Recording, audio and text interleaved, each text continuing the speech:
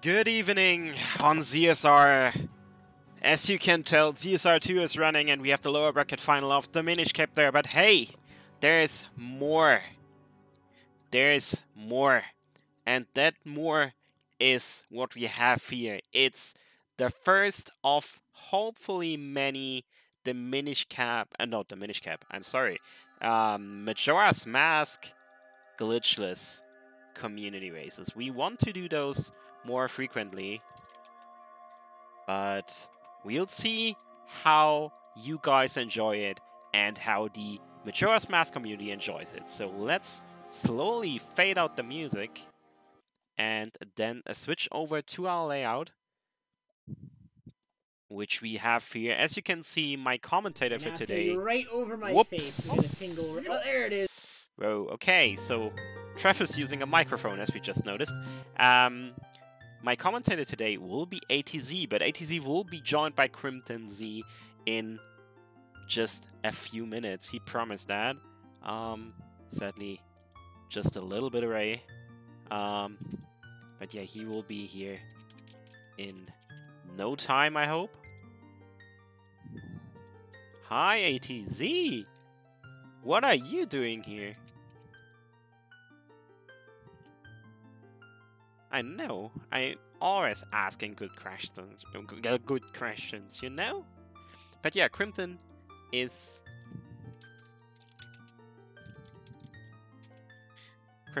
on his way and will join us ASAP. Oh, wow. And now, Renegade is resetting his cropping.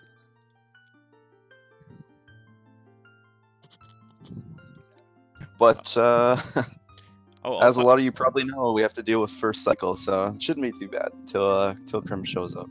Also, I forgot to unmute you on stream, so nobody could hear you until now. Oh, nice. Okay. I'm sorry. Also, what is Renegade doing?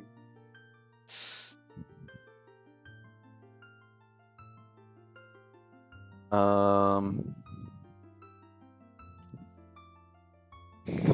is he's doing? He's fixing his aspect ratio, maybe? Or something? I guess. He's like stretching it around. I'm in pain. Oh my god.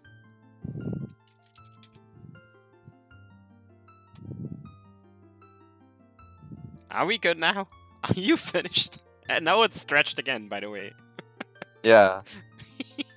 But okay, okay, we'll take it. It's good.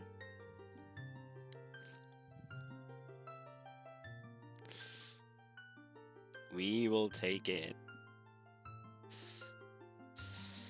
Okay, so right now we're just waiting on one racer to ready up. They're having live split problems, it looks like. So hopefully within the next couple minutes we should be going here. I mean, ATZ, what kind of glitches are allowed in Glitchless and why? So basically if you glitch at all, you get banned, so don't glitch because it's cheating. Oh, is that how you won the accessible tournament? Yes, don't glitch. Not glitching is the truth. Not glitching is true glitching? That was deep. So deep. Yeah, Just makes a good point. The two most notable things would be gainers and damage boosts. So pretty much the type of damage boosts that are allowed are just mid-air ones, so like Goron boosting and doing a backflip as human Link and getting damage in, for example. So stuff like long jumping and recoil flips, those types of damage boosts. They're still, I guess, technically damage boosts, but those are specifically banned in Glitchless. So all we're really going to be seeing are just mid-air damage boosts. Alright, and we're still waiting for GC1 to finish his stuff. He is participating in a race, but since he doesn't have a capture card and since he is streaming on YouTube, who's streaming on YouTube, but he is, so, yeah. we are not showing him on a restream, just because YouTube doesn't offer a proper API for me to do it. And SL doesn't even allow it, so yeah. There's that. Come on, GC1. He's typing something. But... Yeah. And he's been doing that for like 30 seconds. And why is Randombot still dead? I hate this.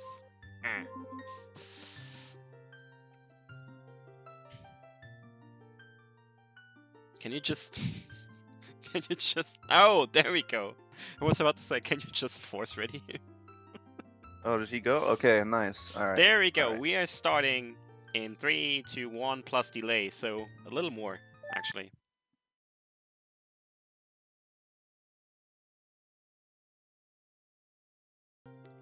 All right, and there we go. So welcome everyone to the Majora's Mask community race. So of course we have to deal with first cycle off the beginning, so that gives us a little bit of time to talk about the category, I guess. So early on, one of the first things these runners are going to do, they have to go get their magic and stuff like that. And they're also going to get a bomb bag during first cycle, which is a little bit unique to Glitchless. I'm not sure if any other categories do that in MM right now, but in Glitchless, it's actually faster to get a bomb bag right away, despite losing your bombs after you play Song of Time.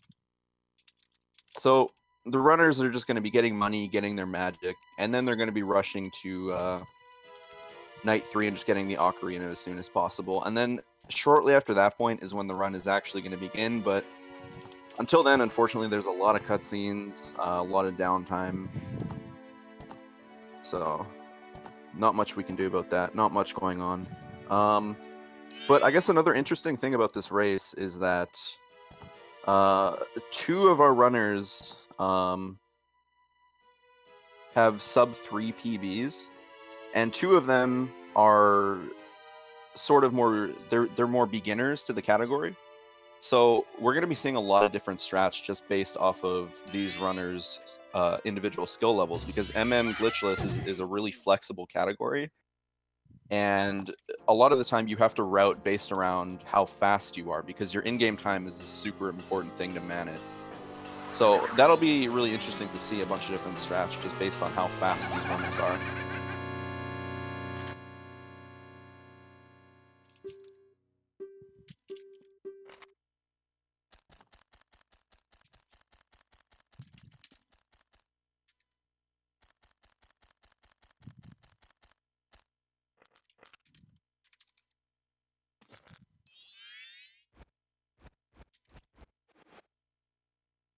They're asking for the, yeah, it's just the normal ZSR. They were just asking for which channel is being restreamed, so I was giving that to them real quick.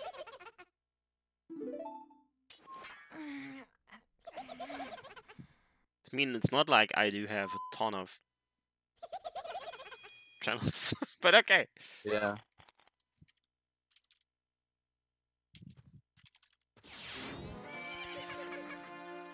Is the Glitchless community big? Like with most categories, Glitchless is kind of on and off. Currently at the moment, I don't think there are too many runners actively playing it, but the current world record holder, Trev Person, is playing it currently. And Trev, all things considered, is a pretty big streamer, I would say, as far as speedrunning is concerned. So there's definitely Trev, and there are a lot of other runners who have played this in the past, but for now, there's not too many actively running MM Glitchless, but despite that, it is, at least in my opinion, a really, really fun category to run. It's a really nice beginner category, especially if you're looking to get into MM in general. It teaches you a lot of the basic movement and small optimizations and stuff like that if you're really looking to get into the game.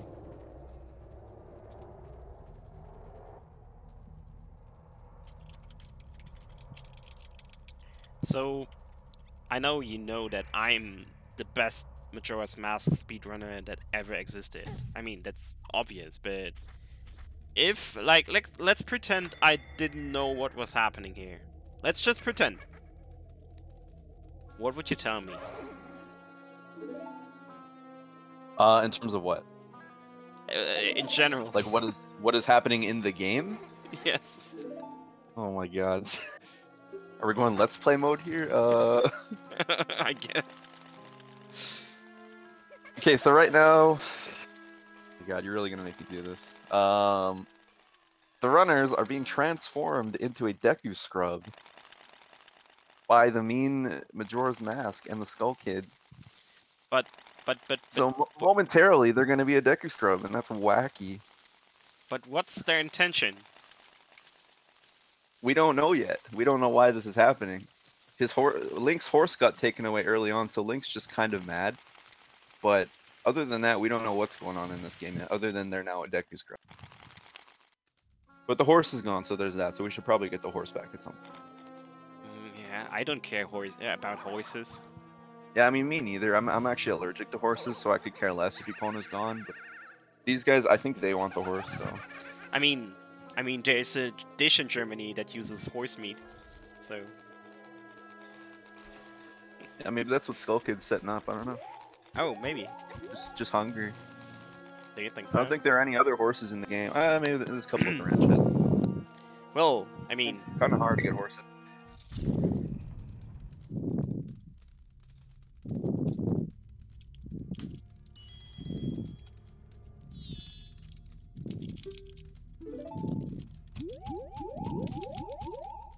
Alright, so in just a sec, these runners are going to be moving, and there's not much that's going to happen in here. This is just kind of the tutorial section that teaches you how to use the Deku Scrub and how to fly and stuff like that.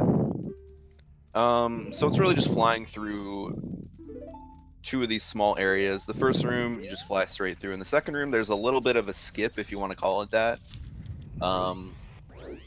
The intended path is to kind of go around on all these different platforms in a circle, but you can actually just make it right to the end of the room using the first Deku Flower. So I imagine that's what we're going to see everyone doing here in just a second. And yeah, your mic is kind of picking up. My mic is picking up? Yeah. Dang. I'm sorry. Yeah, I mean, I just got multiple DMs about it. Yeah, thanks, guys. Alright, so Trev is probably going to go for a cutscene skip right here, and he did fail it. So the idea here is you want to try to side hop into the flower. And Zuner failing it too. Alright, but yeah, if you're able to side hop into the flower, you can continue to hold A, and you'll burrow into the flower immediately and skip the little text box there. So not a huge time loss, but it's nice to get. Saves probably a couple seconds at most if you do manage to get it, but unfortunately none of our runners got it here. I mean, honestly, my loud breathing was only related to me being absolutely thrilled by the quality of gameplay we just saw. You know? Yeah, everyone failing the text skip. Alright, but yeah, so in Glitchless, as you might have guessed already, you're not allowed to skip the Happy Mask Salesman cutscene. Pausing through a cutscene like that is considered a glitch, so we have to also watch this.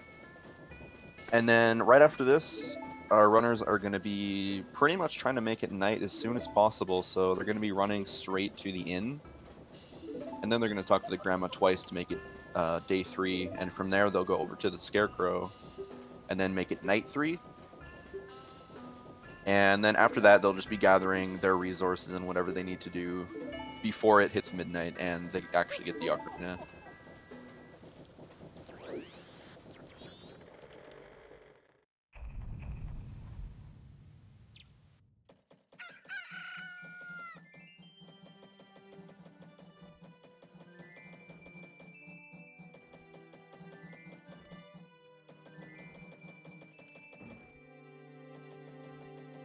Also, I'm mentioning this again, just because he's not yet here, but will be in only a couple of minutes.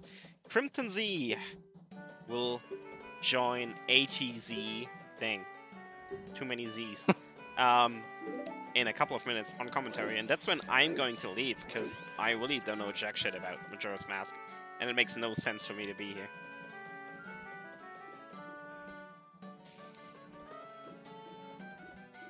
Alright, so here we go. Our runners are now on their way. Trev, pretty much already at the inn. Cool thing you might see Trev and Zuner both do there is they both did a side hop onto the ledge. And that's a little bit faster than just doing a short hop on there. Just a nice small movement optimization.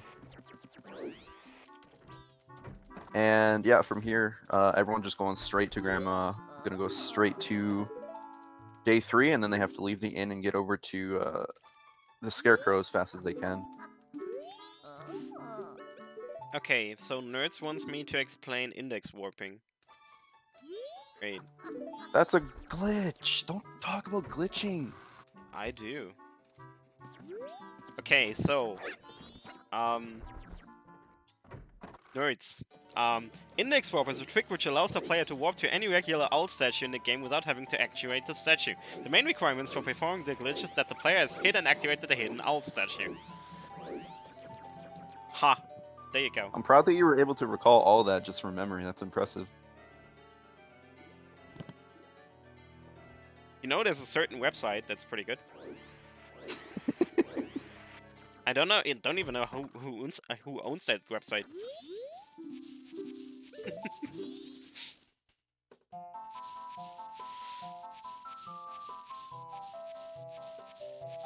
By the way, we're still working on the ZSR recode, and since my main coder went off board and decided to not work on it anymore, because, yeah, well, I'm looking for a new coder to support me and help me with the website, so if you are interested, let me know. Also now, why are you not commentating, NTZ? Come on. Because you're talking! I'm not! Alright, so all of our runners are now at night 3. And just a reminder, glitching is cheating. But yeah, so as you can see, Trev is just kind of messing around because there is some time to waste. But Zuner going straight for the fairy that's going to let him get his magic. And right after this, I assume he's going to go back into the inn. Yeah, he's going to go back into the inn because in the top room here, there's a silver rupee. So that's going to max out his rupees, and that's going to allow him to buy a bomb bag during this cycle. The unfortunate thing about having to do this is that your time doesn't pass while you're going through doors and loading zones and stuff like that, so it does waste a little bit of time coming here to get the rupees, but in the end it comes out to be quite a bit faster.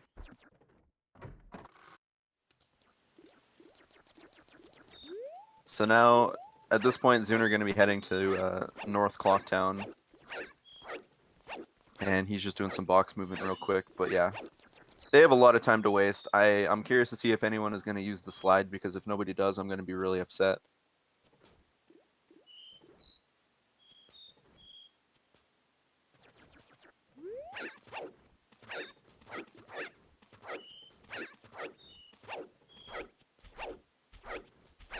Also, yeah, Nerds, fuck Python. Python should be forbidden. There's a good reason that the OTR devs want to switch to C.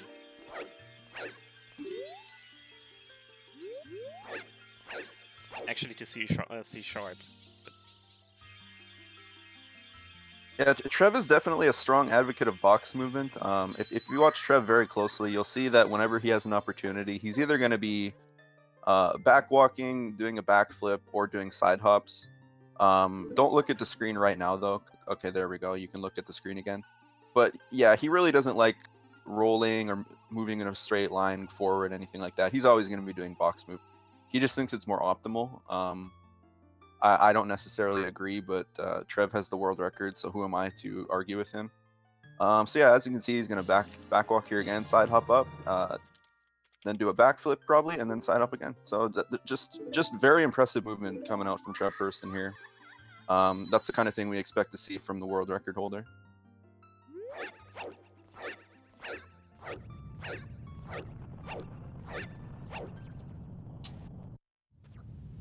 Hello, everyone. There he Hi. is. Welcome. Made it. I did indeed make it. Of course, I came into Nerds talking about changing everything to Python. Yeah. Who'd want to do anything in Python, honestly? Like... No. Good luck, Nerds. I see I didn't miss too much, still in first cycle. Yeah, didn't miss anything. You're lucky. I wish I could have missed the first 15 minutes. It's been painful. Watching four first cycles. Yeah. The dream. Alright, so yeah, at this point all we're in is going to buy bomb bags. Zuner already has it, but from here they don't really have anything they can do. They just have to wait for midnight. So I believe Trev was the first person to hit night 3, so he's going to be the first one to be able to get the ocarina. And we're just going to be waiting until then, but all the runners have wasted a lot of time, so I don't think we'll be waiting for too long in front of the clock tower. Yeah, and this is true for any Majora's Mask category. You have to wait until midnight to get into the clock tower. There's no way around it.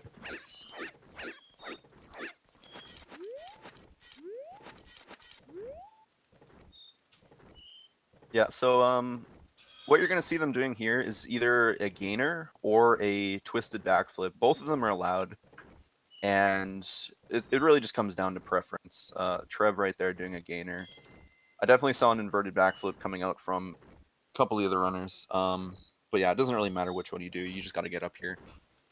Usually, I would say the inverted backflip method is a little bit easier for beginners, but I feel like gainer is just a better skill to know in general because it's more useful overall. Yeah, the twisted backflip only works here because there's enough space on that the little platform that you're jumping up to, where when you retarget in the middle of your backflip, that you'll still grab the left side of the ledge. Most other places, that's just not going to be useful. Whereas a gainer, you're jumping straight forward to grab the ledge. Yeah, so one thing that you don't really see too often is that there's actually a text box right in front of the clock tower here. So the runners are going to want to just hold up and pretty much just mash A to be able to hopefully skip the text. All 3 of them have gotten it so far. We'll see if Renegade gets it as well, but that's just another thing that's a really small optimization in this category. And oh, Renegade did not get it there. But yeah, that's pretty much what this category is all about. Just saving small amounts of time all over the place. Of course, there are some big tricks later on, but for the most part, what determines your time is just going to be how well you optimize the game in general.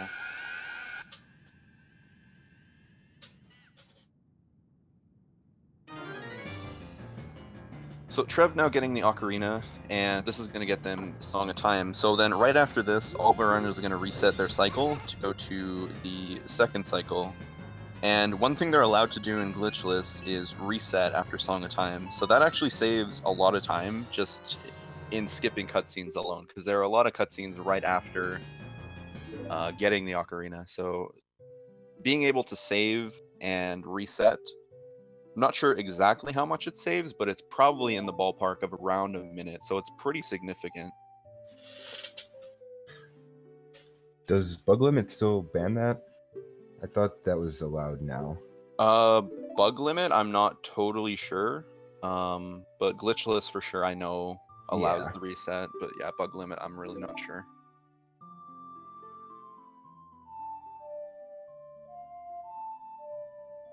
Does damage boosting count as a glitch? So there are a couple different types of damage boosting in MM.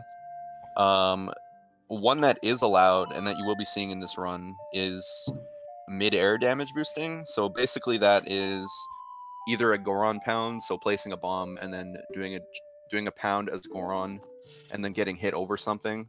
That's allowed. And also placing a bomb and then doing a backflip as Human or Zora, and then taking damage in midair to get launched on top of something. Those 2 are both allowed. But things like long jumps, where you place a bomb behind you and then use the explosion to get launched really far on a ledge, just a really far jump, that's not allowed. And recoil flips, which is just shielding a bomb with a backflip to get a lot of distance, that is also not allowed. So you're only going to be seeing midair damage boosts in this category.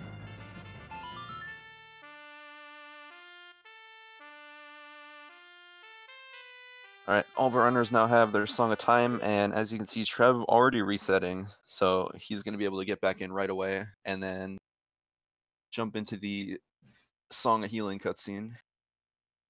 And then after that, the real fun begins, except for the nice little cutscene we get right after that. It's like you kind of get to play for like a minute, and then you just get another long cutscene. It's painful. And that's right after farming bombs, too. I think after that cutscene, that's really the last like big cutscene in the beginning. There's not really anything that's too long after that. Yeah, after that we're pretty much good to go. There are cutscenes here and there, but nothing that's really that intrusive and just stops you from playing for like 3 minutes.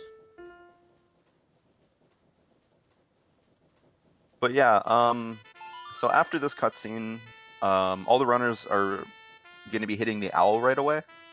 They're not able to activate the owl as a Deku, obviously, because you need to hit it with the sword. So that's the first thing that I imagine all of them are going to do right away, and then after that they'll head out into Termina Field. And at that point, they're going to want to farm some bombs, because that was kind of the whole purpose of buying the bomb bag in the first cycle, was to be able to farm bombs right here, and then be able to use them in the Deku Palace, because you can do a couple bomb boosts in the Deku Palace to save a lot of time. Yeah, and when you do Song of Time in first cycle, you lose all your rupees. So if you collected rupees, you could either have deposited them in the bank, or you just lose them altogether.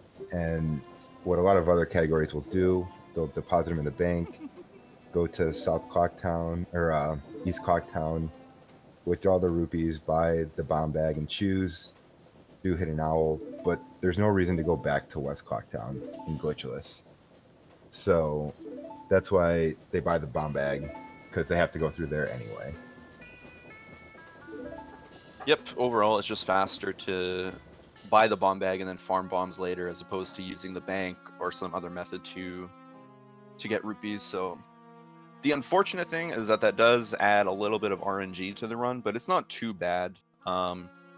On average, I would say you're going to get a bomb drop within the first 2 sets of bushes right outside the cutscene in the field here. But in some unlucky cases, you'll have to run pretty far away to farm bombs, so hopefully that doesn't happen to any of our runners here.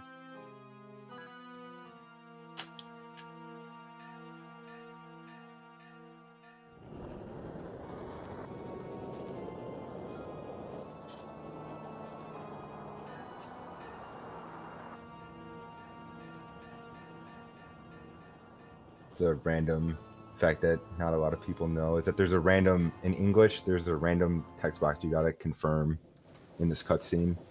So if you use this cutscene for bathroom break, hopefully you're not on English, because it's just gonna sit there. But on Japanese, it just goes through without any need to confirm anything.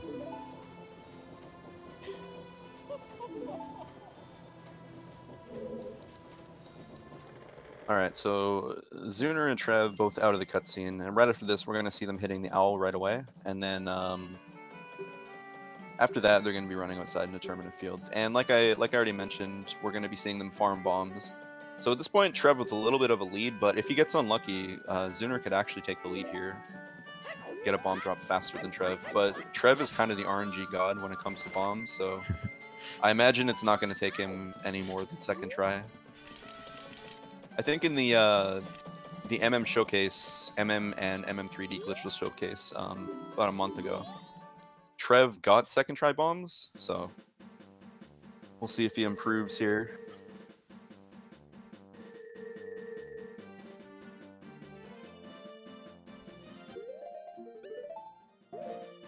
And Trev's gonna turn Deku right away, as well as Zunar.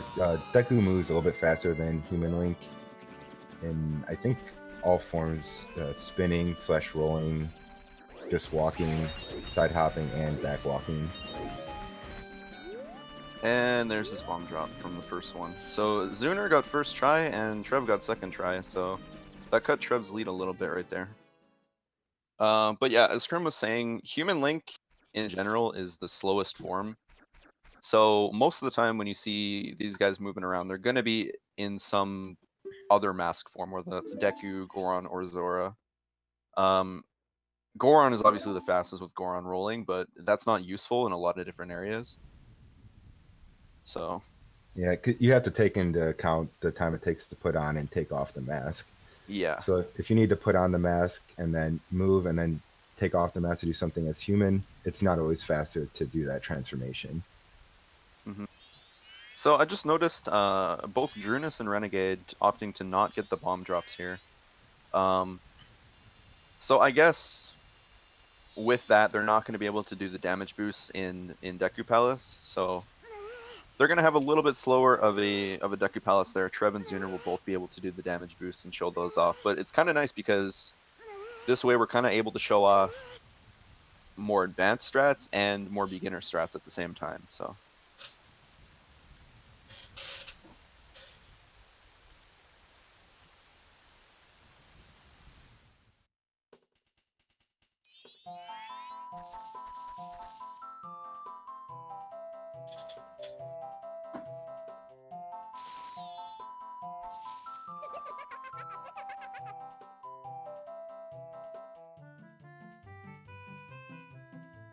I'm also not really sure how all their routes are going to vary throughout this. There are a lot of different beginner routes you can do, so I'm curious to see what Drunus and Renegade are going to do in terms of handling their route. I imagine Trev and Zuner are both going to do pretty much the standard complete everything in one cycle route. But there are some routes that are slightly slower but a lot safer that complete the game in one extra cycle. So. And that's the thing about Majora's Mask is there's a lot of in-game time based quests that you need to do that, you know, a safer route's gonna, you know, make sure you're making those on time. The optimized routes are gonna try to get to those events right when you need to be there. Yeah, the thing that's really important is that missing those crucial cutscenes or events, that loses a ton of time. So if you're not as confident in reaching them during one cycle, then it's just a much better play to just reset, do another cycle, and do it later. You're not really losing that much time overall, and it's 100% safe at that point. If you plan on doing more cycles, then you're probably not losing too much time. But if you are forced to do an extra cycle, then you're losing, you know, 10, 15 plus minutes. Yeah, at that easily. point, yeah, you lose a ton of time. But if you plan ahead, then yeah, it's really not that punishing. So yeah, at this point, everyone is going to be doing this little quest here to help the witch. So there's a predetermined path through the woods, and the runners have memorized it, obviously. And all they have to do here is pretty much just go to the witch, talk to her, and then at that point they can go grab the red potion and then come back. Yeah, it doesn't matter because they're obviously so early into the first day, but this path does change each day. Day 1, it's this path. Day 2, it's a different one. And day 3, it's a different one from that. But it's super early in day 1, so it's not even a possibility that it would be a different path. Yep, and one thing to keep an eye out here for is the runners are going to be inverting at some point. I noticed Zuner already did it, and Drunus and Renegade have not, and Trev is also not. So the point of inverting in this section is to basically set up your in-game time for later. So it kind of depends on the runner. So if you're a lot more confident in your movement and your in-game time management, most of the time you're going to hold off on inverting for a little bit longer just because it makes your in-game time easier to manage. So as you can see here, Trev going all the way back to the woods before inverting. So Trev just kind of showing he's a lot more confident in his movement and his ability to get to those events later on without actually missing them. So, and this is what I was talking about earlier when Trev had to take off the mask in order to talk to the witch. He never turned back to Deku because putting it on and taking off the mask again would have taken too much time, and he's got to talk to the witch again here as human. Yeah. Yeah, so this is one of the few cases where staying human is actually faster, because as Scrim mentioned, you would have to equip the mask and then unequip the mask. So those 3 seconds to do that makes it slower to use Deku, so that's why they're staying human here. But right after this, going to equip the Deku mask, and then from here, Deku is just faster. So now that they've saved the witch, they can use the boat ride, and that was kind of the whole point they came here in the first place. They need to be able to use the boat to access Deku Palace. You can't really get there any other way with only the Deku mask. There is actually a different method you can use that involves a really precise way to get around the big Octo in front of the pictograph shop here. But it requires, I believe, 4 hearts, and it also requires a ferry. And it's just really not worth doing. Just a lot faster to go get the witch and then just use the boat.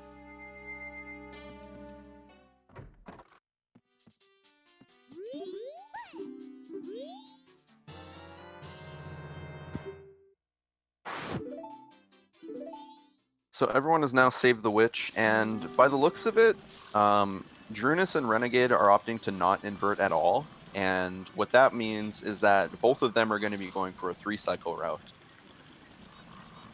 Because with their in-game time like this and them not inverting, that means they're not going to be able to make it to not Lon Ranch, but Romani Ranch before night 1, and that means they're not going to be able to get Epona. So what I imagine they're going to be doing is playing up until at least the Snowhead area, and then at that point, playing Song of Time, and then coming back on a 3rd cycle to be able to make that deadline easier. Whereas Trev and Zuner have both inverted, and that kind of lets us know that both of them are planning to do everything in 1 cycle. So.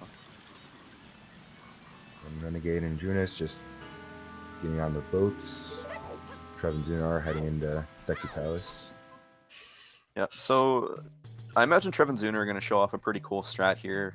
Instead of turning Deku and talking to the guards, you can actually just get on this ledge here and do a backflip over them. So we're going to see Trev do that in just a sec. I fell off the first time. Yep, there we go. Alright. And now this is where the bombs come into play that they farmed. So Trev can do a damage boost on top of this, and that skips the whole first section. Yep. And then missed it. Yeah, Zuner missed it. But then from here, they can both just do a gainer to get on top of this ledge, and then that's where the bean salesman is. So one thing to note is that both of them have farmed just over 40 rupees, and the reason for that is they need 5 magic beans for the well later on. And because they get 1 bean for free, they only need 40 rupees because the beans are 10 each. So they all mapped out the rupees to have right around 40 here, and they can buy all 5 for later on. And Renegade and Drunus going to be taking a little bit of a different route. Looks like at least Drunus is going to be going for Sonata right away. And then I'm not sure if they're going to go for the Bean Salesman or not, because since they are doing a 3-cycle route, it's not beneficial for them to go get 5 beans right now. It's just kind of a waste of time, because when they do Song of Time, they're going to lose all of their beans as well. But what they might be doing is at least buying 1 bean, because then that will open up the salesman at the pictograph shop. And then instead of coming all the way back to the Deku Palace, they can buy beans there. But I'm not sure if they're doing that or just coming back here later on.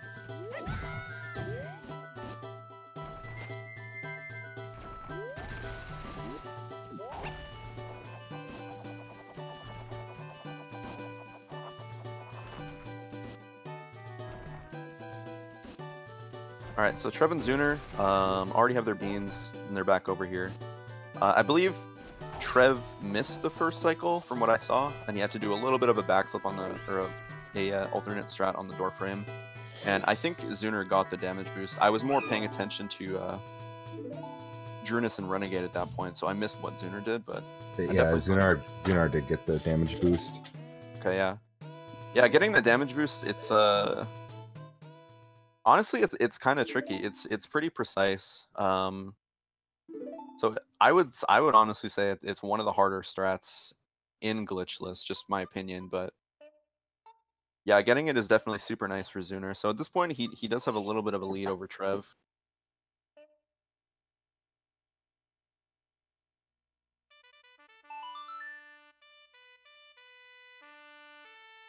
And yeah, at this point, all 4 of our runners getting the Sonata. And Trev and Zuner, since they already have their beans, they're just going to leave. And they're going to go outside and do the lily pad jump to get to Song of Soaring right away.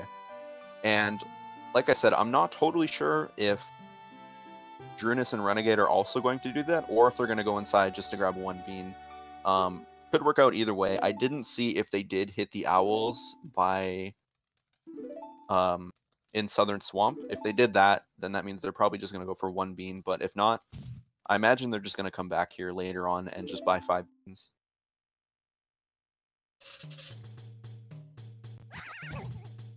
Trev and Zuna are heading towards Woodfall now.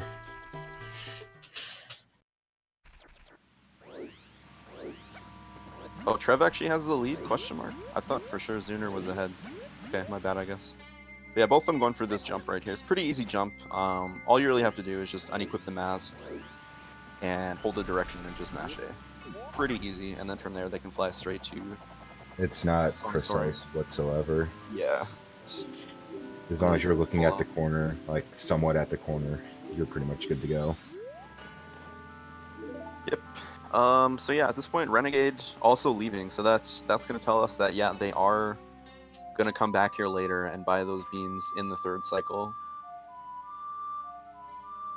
So that's a little bit of a detour that they'll have to make later, but again, the whole route that they're doing is designed a lot more around safety, so...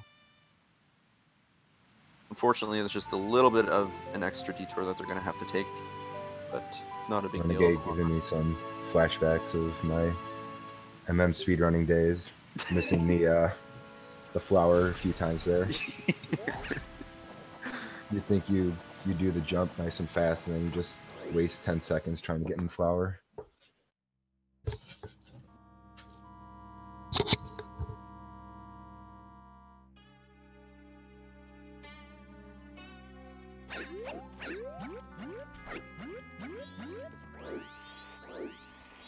Is that a... I'm not sure if that's a copy pasta or not.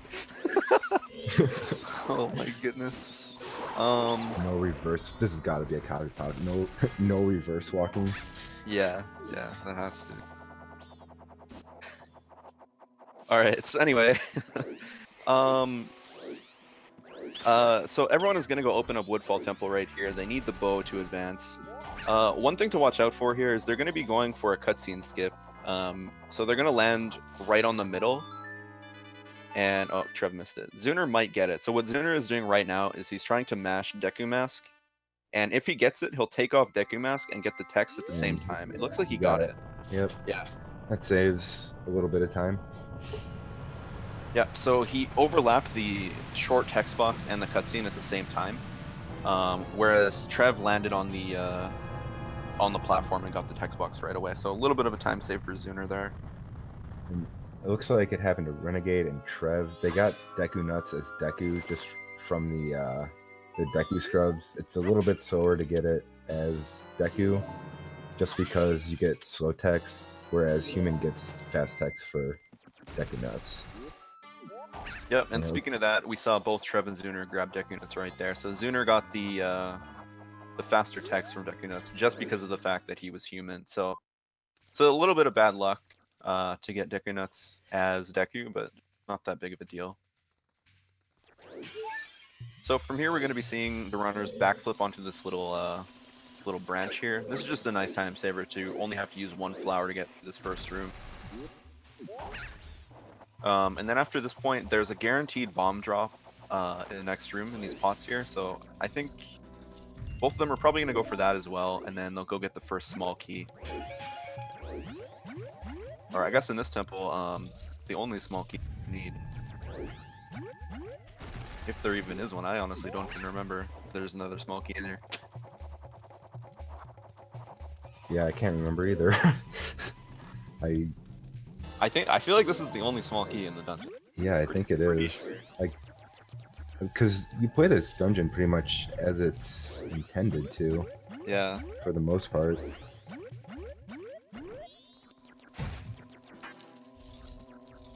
Alright, so we might see a couple different strats here coming up from Zuner and Trev. They do need to light the stick and then get over to the other side of the room, and Trev is going for the riskier, faster strat. Looks like Zuner is as well. So they're just going to be doing this jump here to completely skip pushing the block, and that's going to save a few seconds there for both of them. Making that second jump towards the torch is pretty precise, and if you miss it, your stick's gonna... Or you'll either have to light your stick or your stick's gonna burn out if you're not fast enough. And you only have one stick at a time, and then you gotta go and farm some.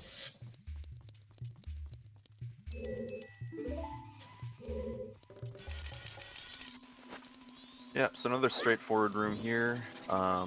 Both just using stick to light all the torches to get out. And from here they're going to be doing a little sword recoil off the off one of the walls here. I guess Trev is going to be using a stick, but they have to time this recoil so they get anti-grav here, and then they can get straight to the door and right to the board.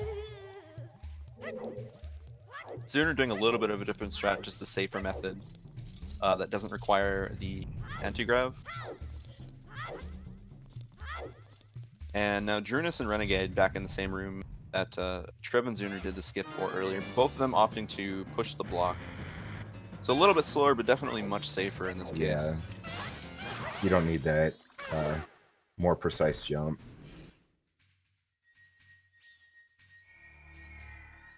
Yeah, so Trev and Zuner getting their bows, and from here, I think both of them are going to go for the boss key before they leave. And then at the boss key, they're going to do a death warp to get out of here. So they could complete Woodfall now, but it's kind of a little bit of a trade-off, because if you complete Woodfall as your first dungeon, there's a long cutscene that you get, and that's skipped if you do any other dungeon as your first dungeon. So what they're going to do is they're just going to go for the boss key, and then just death warp out of here, and then come back later. And that way they'll skip the cutscene. That's one thing about Majora's Mask over Ocarina of Time, is there's a clear order of dungeons that you're meant to do, but there's absolutely nothing making you do, like, actually complete the dungeons in that order. Versus like Ocarina of Time, you obviously have to beat the 3 child dungeons to turn adult, and then you need Forest, Fire, and Water to get Nocturne of Shadow to even go into Shadow Temple. In Majora's Mask, there's nothing like that. There's nothing saying you have to beat Woodfall in order to even get to Snowhead. Like, the only thing you need in order to get to Snowhead is the bow.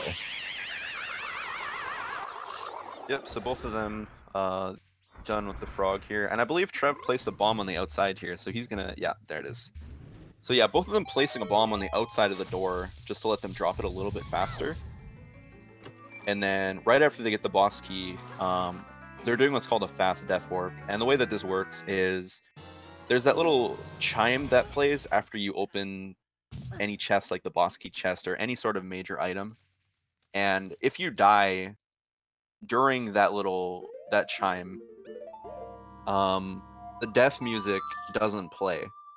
And that means you just immediately warp straight to the beginning of wherever you were. Whereas if there is no chime there, there's a short death sound that plays, and that wastes a few seconds. So using that boss key chest as a way to death warp faster is definitely another nice optimization from both of them. And on the other side, Drunus and Renegade both opted to just get the bow, and now they're just leaving right away. Because again, they are going to be doing everything on the 3rd cycle for the most part. So for them, going to the boss key would just mean they have to get the boss key again on the next cycle. So it definitely makes sense for both of them to just get the bow and leave.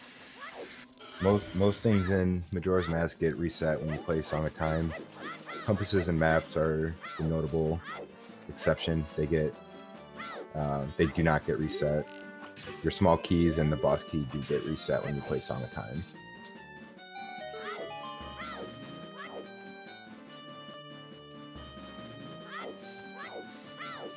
Alright, and pretty much everyone making their way up to Mountain Village here. And at this point, this is where we're going to see our first dungeon completion eventually. Because they just got the bow and left, it makes a lot more sense to just come here and do everything in the Snowhead section, and then use that as your first dungeon to just skip the cutscene from Woodfall. So first thing we're seeing from Trev is he's going over to the Owl, and by hitting the Owl now, he's going to be able to warp back here after getting the Truth. I guess an interesting thing to point out is that you don't need to follow the Goron at all to actually get into the Goron cave or to get the Goron mask. You can just get the lens and then leave right away. So all you really have to do is get into that cave and then use the lens to see the Goron, because he'll already be there, so you don't have to do that escort at all.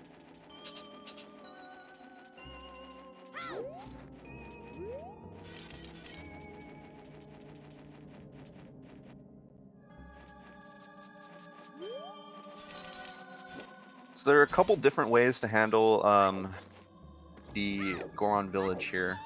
You can either go talk to the Goron baby right away, or you can opt to do it later.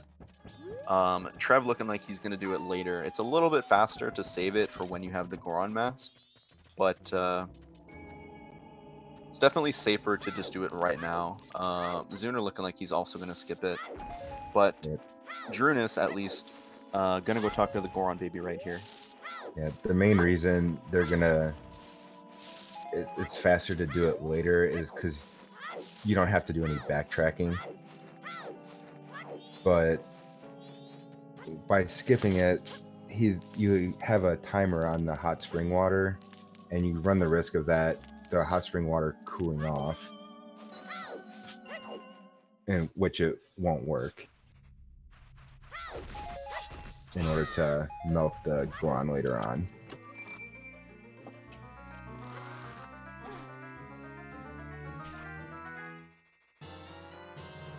Yeah, just to respond to chat, but yeah, it's not the Oath cutscene, it's the cutscene where Cattle is apologizing to Link.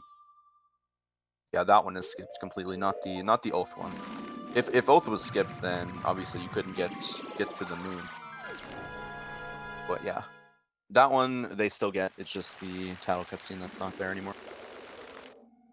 So yeah, Drunus talked to the Goron baby Renegade right behind, and they're both going to be on their way to get the lens as well.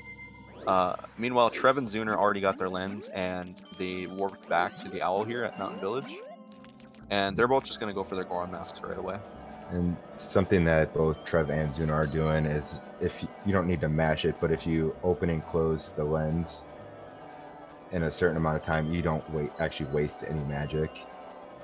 And I believe that's the same for Ocarina of Time, but I can't say I've ever done that in Yeah, OT. it is. Yeah, it's the same.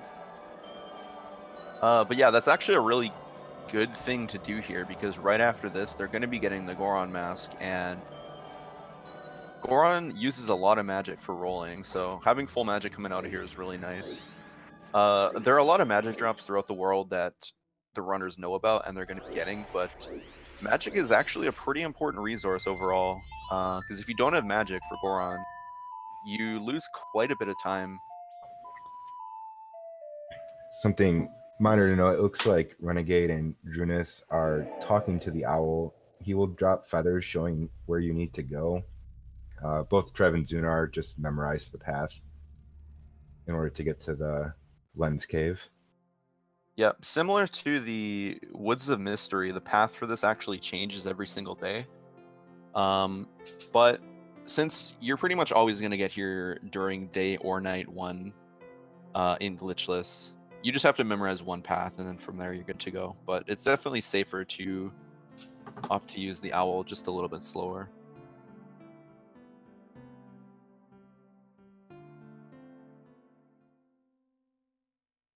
Now, Drunus and Renegade also going to... Oh, Renegade... Oh yeah, they're actually playing Song of Time right here. Okay. Alright, so this is where they're deciding to go to the third cycle. And I guess this makes sense because they're going to have to do a warp back anyway. So I'm curious to see what they're going to do from here, because there are a lot of different ways that you can handle doing a 3-cycle route. Meanwhile, Trev and Zuner both have their Goron masks, so they're going to grab Hot Spring Water, and at this point, because they didn't talk to the Goron baby, they're actually on a little bit of a strict timer here, because they're not able to talk to the Goron Elder right away. They have to go all the way to the Goron baby, and then roll all the way back, and then they can get the lullaby. I'm surprised they didn't get lullaby before Song of Time.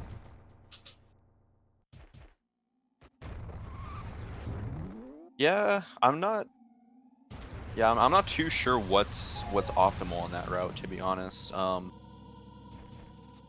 I just know that there are a ton of different ways that you can handle it. So, like, really the main thing it accomplished was that they'll be able to get to the ranch on time. Yeah, on time. That's the big thing they're going for. Other than that, it's not too big of a deal. But yeah, I am curious to see how they're going to route all this out.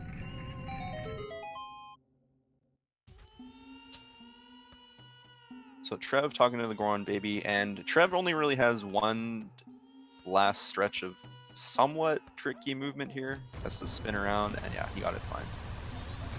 So Trev should be fine, and we'll have to see if Zuner is going to be fine as well. But if you're a little bit too slow here, I think there are like maybe 4 or 5 seconds of mistakes you can make. Maybe not even that much, but it's ooh, Zuner missing there.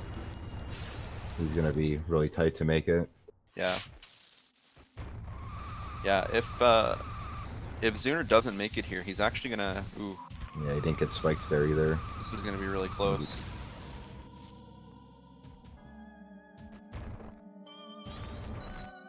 It looks like he's fine. Ooh, he still made it. Wow. Okay. All right. Yeah, he must have been like a second or two away right there. That was wild. All right, but anyway, they're both safe, so that's good. If Zuner didn't make it there, he actually would have had to go all the way back into the Goron grave to grab another bottle of hot spring water. So that would have been a huge time loss for sure, so it's really nice that he made it.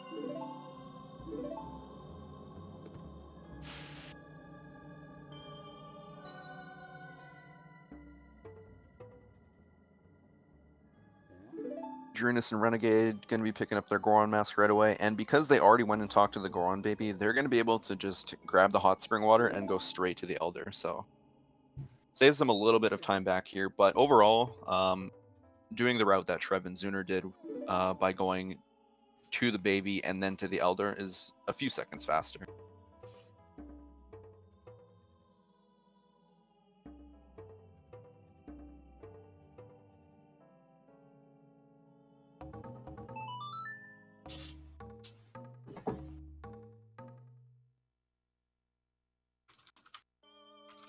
Trev's just on his way to get the rest of the Goron lullaby, then I'll be heading to Snowhead.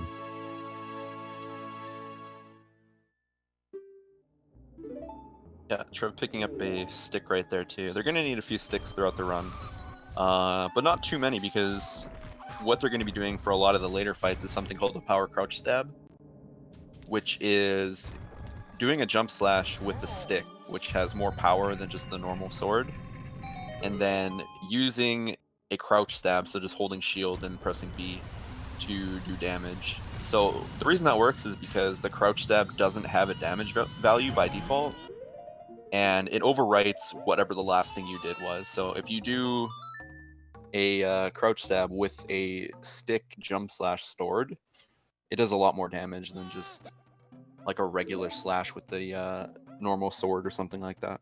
Yeah, power crouch, this doesn't work in the English version either, or power crouch stab does not work in the English version, because the crouch stabbing actually has a damage value of 1 by default, and it doesn't get overwritten by your last attack. Yeah, it's an interesting difference between the two versions, and also between MM and OOT, because in OOT, on English, power crouch stabbing still works. So that's something that they only fixed in English MM, which is interesting. Yeah, I thought that was pretty interesting too, because OOT actually does have a default value of 1 for the power crouch stab, but the value does still get overwritten by your previous attack. But like when you enter a new area, your power crouch stab has a value of 1 by default.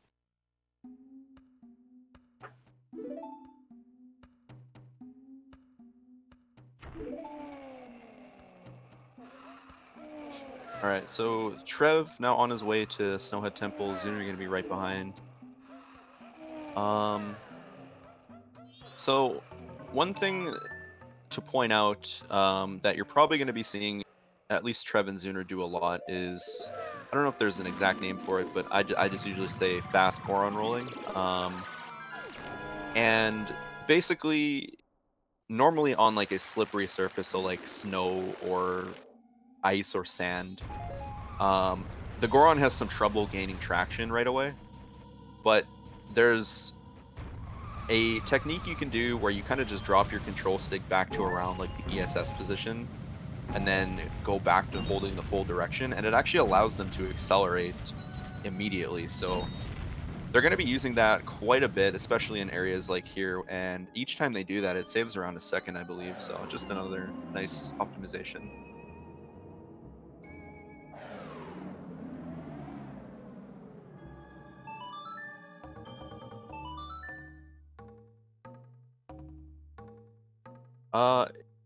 And yeah, just responding to chat again. Yeah, the routes between the four are a little bit different. So far, Trev and Zuner have pretty much done identical routes. I don't really think they've anything different other than Trev inverted a little bit later. And then on the other side, Drunus and Renegade are both doing 3-cycle routes, and they have both pretty much done the exact same thing too. So there's 2 different routes going on here, 2 racers each, so it's kind of cool actually.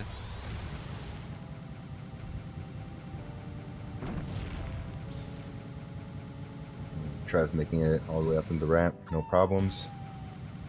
Yeah, Zuner right behind. We'll see if he does it. This is actually a pretty nerve-wracking section. It is. I was absolutely terrible at this. I would pretty much always fall off at least one. Oh, there we go. Oh, there it Zuner is. fell. Didn't fall all the way, so Yeah, he didn't void out at least. But now he's going to be running low on magic because he had to get spikes again and use spikes for a longer period of time. And the snowballs will randomly drop magic, but if you're unlucky, like Zunar was, he's going to have to get magic before he continues. And there's guaranteed magic at the bottom, but hopefully we'll get it before then. I think there's also guaranteed magic in the snowballs right next to the ramp here, so he shouldn't need to drop down. I think both of these 2 small snowballs. Yeah, there we go. So just missed it there, but Trev actually doing a damage boost onto the ledge there to be able to get into this other room, and that actually lets him skip a small key entirely. And from here, he's just going to be doing a kind of a curved jump while targeting, and this gets another small key. So Zuner probably going to do the same thing right away. So if you missed it the first time, definitely look at Zuner's stream real quick, because he's just going to pull this block out, grab the small key, and Trev doing another one here, so both of them at the same time. The one that Trev's doing right now is, I believe it's pretty precise when you jump and then when you have to release your curl. Yeah, that one is a lot more precise than the first room here. And the other thing that's more difficult about the one Trev did is that you're kind of on a timer, because those little enemies, bows I think they're called, they run at you. So if you're just a little bit too slow, they'll either hit you or they'll hit your bomb and just kind of mess everything up. So you have to go really fast in that room to avoid that. Trev's going to be doing a little trick here after this cycle where you hit the... I am drawing a complete blank on his name for some reason. Wizrobe? Yes, Wizrobe. At a precise time where he doesn't go back and do his second cycle. He's vulnerable for, I believe it's only a frame, where you can hit him. He won't go back down into his little portal thing and then dance around, and then you gotta find the real one. Yeah, saves a pretty good amount of time actually. I think hitting that little cutscene skip saves maybe upwards of around 10 seconds. I'm not exactly sure, but it's definitely pretty significant. So we'll see if Zuner can get it too. Trev got it, but have to see if the other runners get it as well when they get there. So I guess an interesting thing with this cutscene skip is there are two different strats that you can use. One of them involves just doing all Goron pounds because the hitbox for Goron pounds is a lot longer than just a normal punch. But the downside with that is that Goron pounds do less damage. So yeah, and Zunar missed it there. yeah. Yeah, he went for the punch strat on the second one, which would have killed Wizrobe on the second hit, but because he missed it, he had to go through the cutscene. Trev's gonna do a bomb throw here, which blows up the snowball, and then a precise jump to make it in there, into the little ramp area. Oof, Renegade falling down the ramp there, and able to use Deku to get back up. So, definitely a nice way to just kind of reset the room and try it again, because if you had to go all the way back up that ladder, that's a pretty big time loss. Yeah, climbing ladders in both OOT and MM is very slow. Yeah. So Trev and Zuner are actually doing the exact same route. Trev only went to the boss key, and same with Zuner. So they are doing the exact same route, it looks like.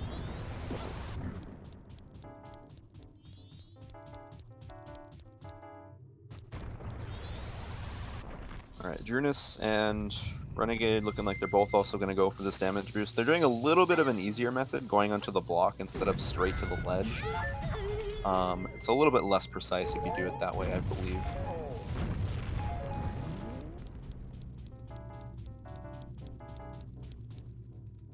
Alright, Trev just doing the exact same thing again. Yep. Yeah, and at this point there, Trev and Zuner, well, Trev anyway, is pretty much done Snowhead at this point, so he's going to go right into the goat fight. Yeah, so the reason that Snowhead goes by so quickly is that there's just so many of these precise jumps you can do around the dungeon that skips having to raise that little pillar that comes up, and then you gotta Goron punch it, move it up and down repeatedly as it was designed to do. But with all these little jumps that you can do, it just saves so much time to be able to do those.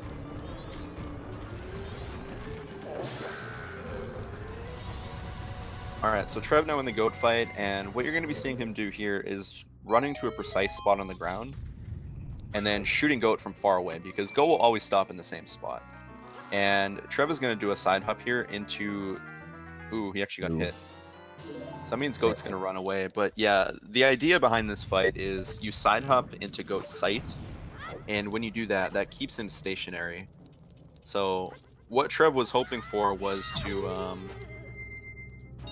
side hop into his sight and then side hop back to the same spot to keep goat stationary again. And then from there, just kill goat with arrows from far away. But because he got hit by that beam, which is just unlucky, he's gonna have to do this in a different way. Renegade was having a little bit of difficulty with that second damage boost in the bow room, but he got it eventually.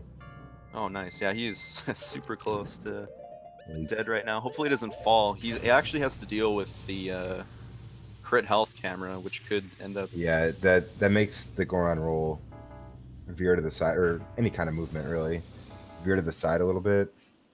And it's Trev getting really unlucky. He got slag-tighted, but luckily Boat was almost dead. Alright, we'll see how Zuner handles this fight. Hopefully he'll have a little bit better luck with Trev. Alright, so first part's fine. He'll be side hopping into Goat's sight one more time. Okay, didn't get hit. So then from here he's just counting his arrows, and he's gonna let Goat run right at the end. And if he times his last shot correctly, Goat will be moving, and then Goat will die right next to where he's standing. So it looked like he got it, so good fight for Zuner. Yeah, and that goat fight just brought Trev and Zunar a lot closer than they were. But it looks like the heart piece is not close. I think he shot his arrow a little too early. Ooh, he did. Yeah, you're right. Yeah, I thought it looked like Goat started moving right at the end, but I guess he just shot slightly too early. But yeah, Zuner losing a little bit of time having to roll all the way around the room. Luckily, this is glitchless, and you just turn Goron and roll. It's not too bad. Yeah. If you do that in like any percent, it's really slow because you have to walk there as human.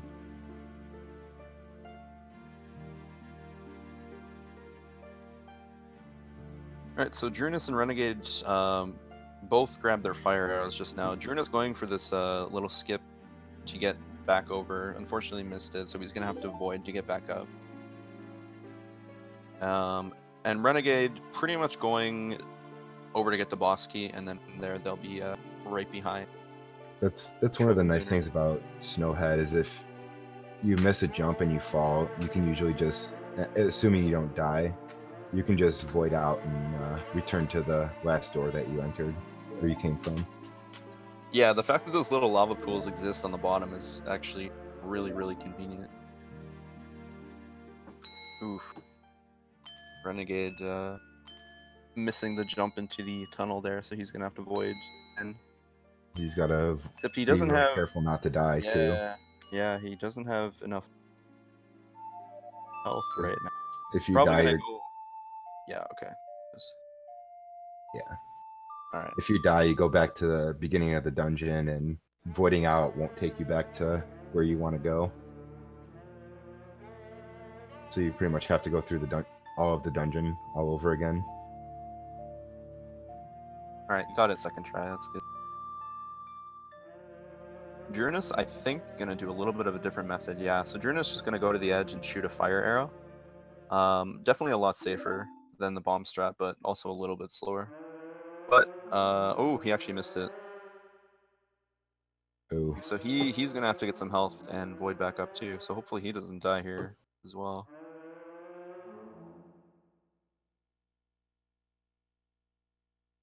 All right, he's good. So moving back to Trev and Zuner. So now that they've done Snowhead, their goal from here is to be able to get Epona. So with their in-game time right now, they're definitely both safe. But one thing they want to do before they go to the ranch is they need to get the powder keg. Otherwise, there's no way into the ranch. And at the same time, they're also going to want to do the Goron race because that's going to be an extra bottle for them. And bottles are really, really important in this category because of the New Wave Bossa Nova section where you need to catch 7 of the Zora eggs in a bottle.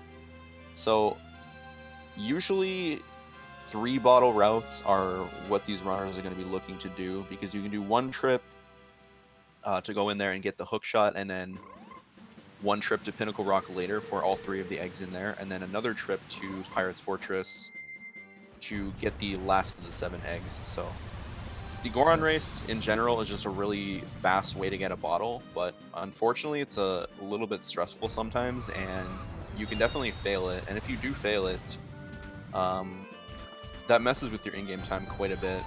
Yeah, it looks like both of these runners probably have enough time to fail it once, but if they fail it more than once, they're probably going to be really stressing out a little bit. The event, as ATZ said, they're trying to get Epona, and you can't get Epona at night. So if it becomes night 1 before they get Epona, then they're in trouble. Yeah, they're going to have to reset. Yeah, I actually think with this in-game time, Trev is only going to have time for 1 for sure. I'm not too sure about Zuner. He might also only have time for 1. Yeah, I didn't realize how close Trev was to 4 o'clock. It's already close to 4:30. So yeah, he's probably only going to have time for 1. But yeah, in the case that they do fail it, it's not really a run-ending thing. Of course, it's a pretty big time loss, but they will just be able to do it later. Because they'll leave and they'll get their powder keg from the Goron, so they can still get Epona, and there's no problem there. But they're still gonna want the bottle for later. So if they do fail the race, they're gonna have to leave right now and then find time to come back later on.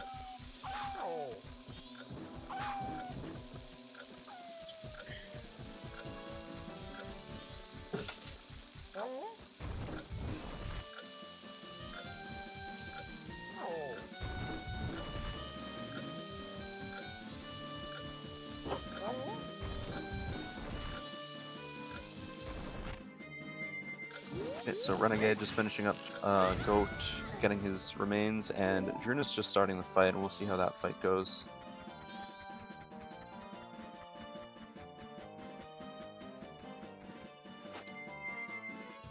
Yeah, so this race is a bit of RNG. There are certainly ways to be good at it and manipulate the Gorons in a way you want them to be, but you can get really unlucky in some instances. Yeah, one of the most annoying things I would say about the Goron race is that if you get hit on an uphill slope, you have a pretty high chance of just losing your spikes. I don't really know why that happens, but it's definitely a super common thing. Yep. So, didn't happen to Trev yet anyway, but yeah, it's we'll have to see. Losing your spikes right at the end is the worst. Yeah. Because there's just nothing you can do about it. Trev should have it unless he gets past the last second. Yeah, okay, he got it. Yeah, that race is kind of scary just because of the rubber band AI of the Gorons. And sometimes they have a tendency to just kind of slingshot ahead of you right at the end. So you have to be really careful and try to block them if you can.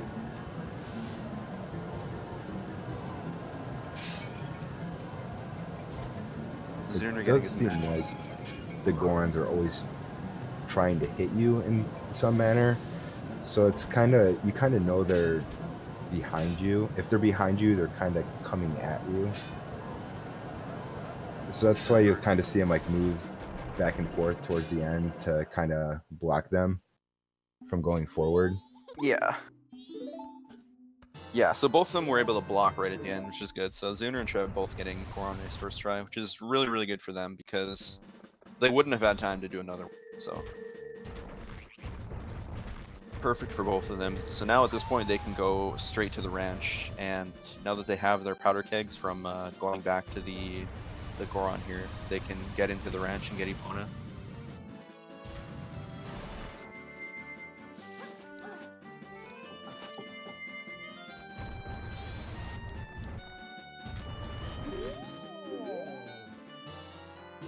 So Epona is kind of the first big deadline for in-game time stuff in Glitchless, and after this point, right after getting Epona, we kind of move into a second deadline because now the thing to worry about is the aliens. Similar to the Goron race, the aliens are just another really quick bottle, so the runners are going to be looking to grab that as well, just because it really doesn't take that much time to get, and it's definitely faster than taking an extra trip into Pinnacle Rock and Pirate's Fortress. So the aliens, they start at 2:30 and they end at like 3:50, I believe is the exact time. So there's a huge gap of time where they can enter the ranch. So usually the best thing to do is to try to get to the ranch at around 3:20 to 3:30 or so they can get in there, just shoot all the aliens right away, and not waste too much in-game time standing around for the event to end. So that was kind of what their inverts earlier on helped them do, because as you might notice, it's pretty close to night 1 for both of them, so they can time their uninverts more precisely to be able to make it to aliens exactly what they want to.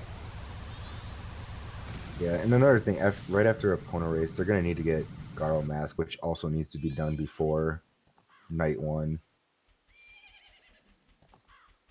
But that's right next door, so it's not like you need to go very far to get there. Yeah, Garo Mask, another thing I forgot to mention, but yeah, right after they get Epona, they're gonna want to go over there real quick and grab that, because it's another event that's time sensitive.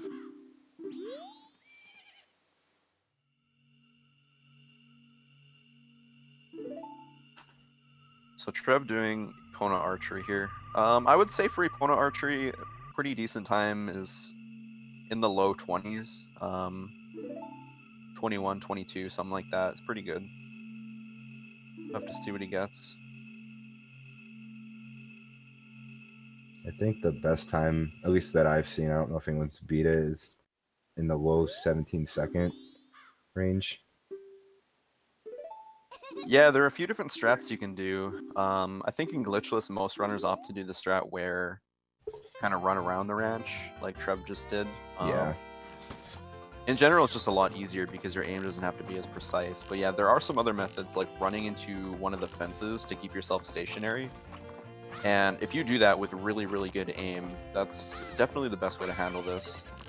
But it's also a lot harder in general, just because your aim needs to be a lot more precise.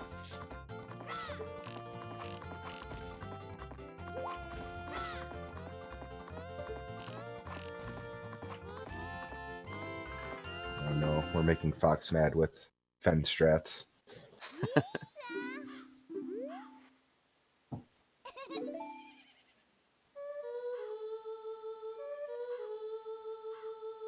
Yeah, I guess now that I think about it, it's not fence strats that's the fastest. Like, fence strats are still okay, but I think there's actually a precise spot where you can stop to actually be able to shoot every single balloon in the entire ranch by not moving at all.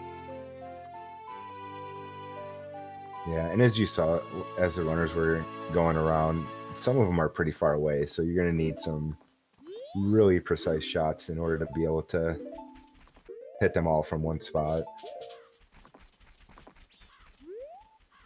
Yeah, so Trev now doing the Garo Mask race, and this race is really straightforward. Unlike the Goron race that Renegade is doing right now, it's pretty much impossible to lose the Garo Mask race as long as you kind of know how to manage your carrots and just kind of know the pattern that you should be following with managing them.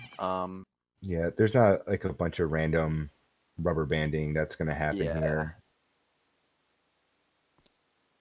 You're always going to be faster than the Gorman brothers, as long as you don't run out of carrots.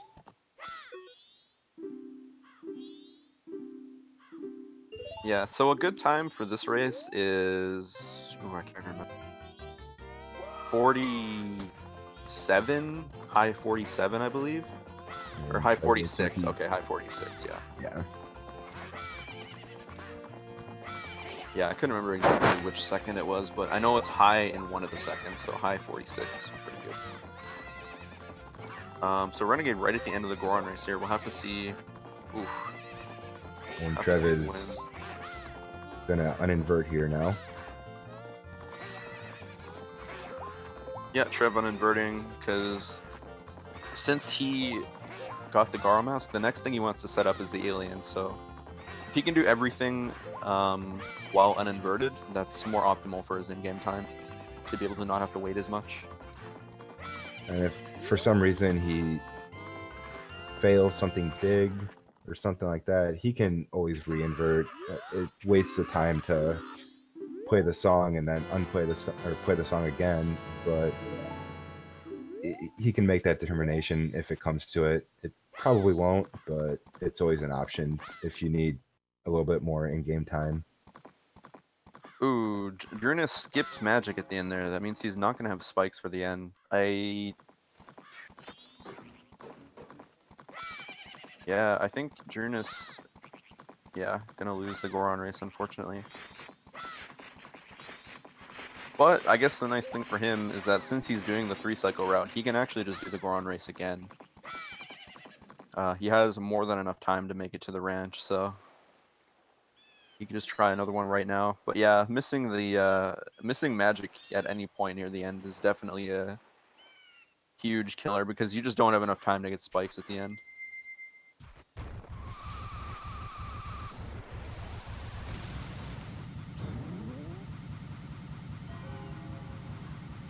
So at this point, Trev getting his Zora mask, and Zuner falling right behind. Zuner has still not uninverted yet. So I imagine he's probably going to do that shortly after pushing the Zora to the shore. So what that means for these two runners in particular is that Trev is going to have to wait a lot less for the aliens, and Zuner will have to wait slightly longer just because he's playing a bit safer with his in-game time.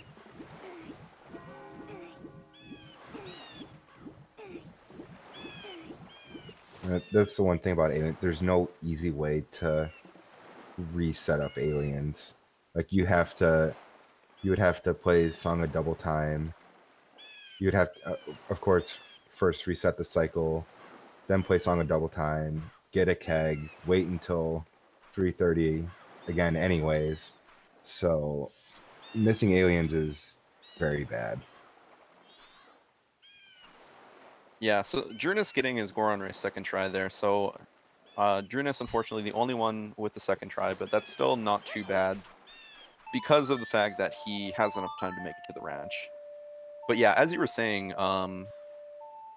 aliens is definitely a lot more punishing to not be able to do than the Goron race because, yeah, the in-game time is just a lot worse.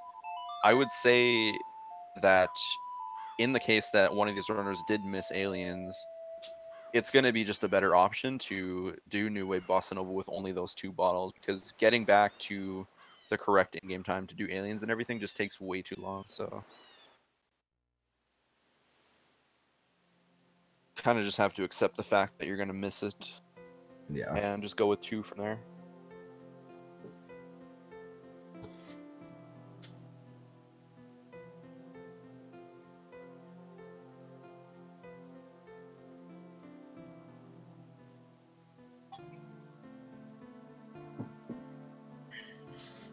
So Drunus on his way to the ranch now.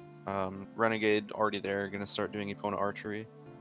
And I'm not sure how they're going to handle their in-game time here because they are pretty early in terms of in-game time. What they might do is they might play Song of Double Time to get to night 1 after this. Because they would have to wait for quite a while for things like the Curiosity Shop to sell their gold dust, because that opens up at 10 o'clock. And because the only thing that they're going to do after this is probably just go and get the hook shot, not nearly enough time has passed. So I would expect to see both of them Song a double time, probably right after the Garo mask.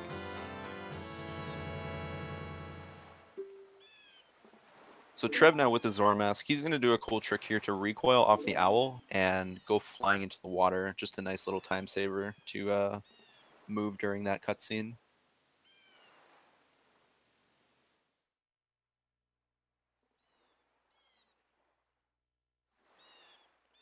And as you might notice, Trev is continuously jumping out of the water as Zora. That's a little bit faster than just kind of swimming through the water. Just because you accelerate more. I believe when you jump out of the water is the point where the acceleration picks up, but yeah, either way, it is faster to continuously dive like that rather than just swim straight through.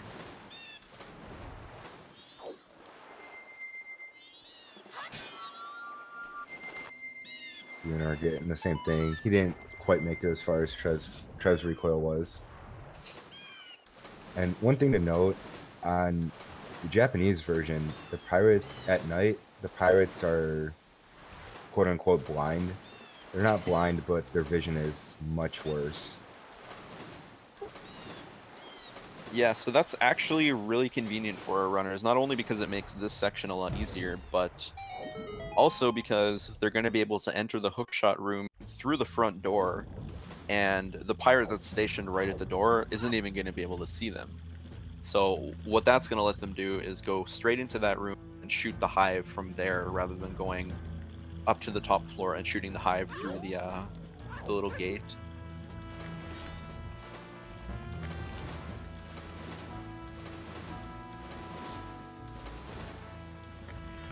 Trev using a nice little optimization here with these little walls or whatever that he has to bonk into. He's actually stopping swimming right before hitting them, and by doing that it allows him to immediately start swimming again after, whereas if you were in a full swim before doing that, you would kind of bonk and there would be a little bit of a delay before you'd be able to swim again.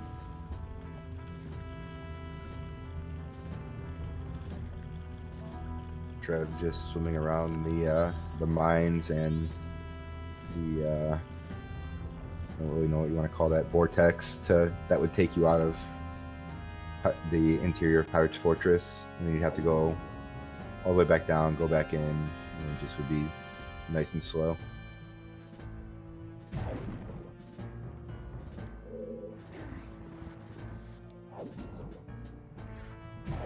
Alright, Renegade getting his Garo mask here. I believe he won that race. So we'll have to see what he's gonna do.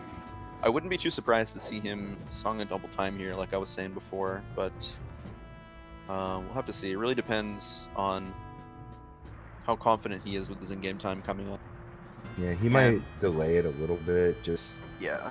to feel a little bit more safe. Oh, he's getting off. Maybe he's doing it now. Yeah, it looks like he just forgot. He's gonna do it now.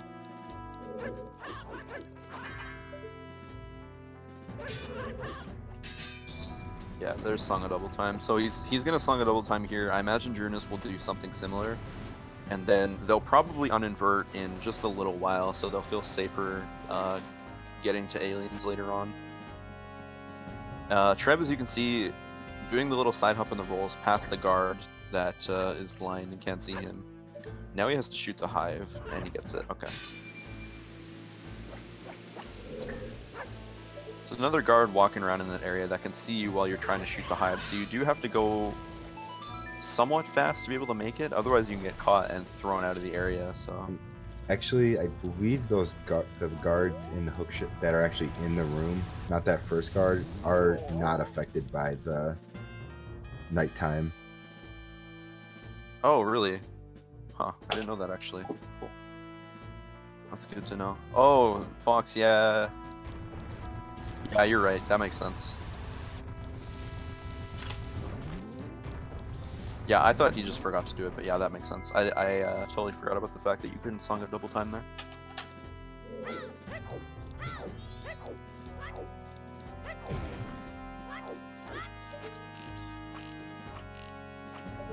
Drunus probably gonna win here too. Yep, pretty much as long as you don't fail those jumps for some reason, you're usually good to go. The Garo Mask race. So Trev now with his hookshot, Zuner following right behind, and at this point the Curiosity Shop is open. It opened up at 10 o'clock.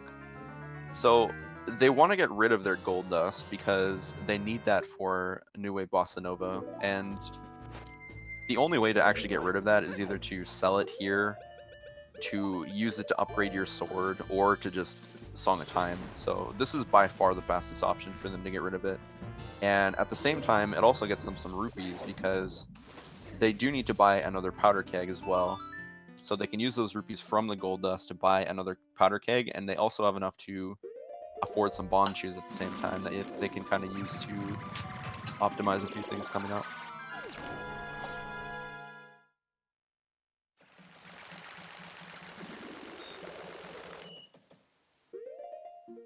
And then after this, Trevor's going to be on his way over to the valley.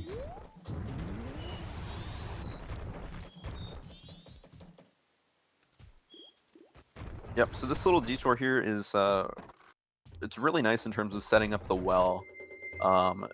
Trev, with that bottle that he freed up, for now he caught a fish in it, and a fish is one of the requirements for the well. I believe all the requirements are 5 magic beans, which both of them already have, and which Drunus and Renegade are going to have to get later, because they song a timed. They need some bombs, they need some deku nuts, they need a fish, they need some milk, which conveniently they're going to get after aliens, and then they also need a big Poe, which is inside the well. So after aliens, they're pretty much going to be totally set up to go back into the well and complete that all in one go.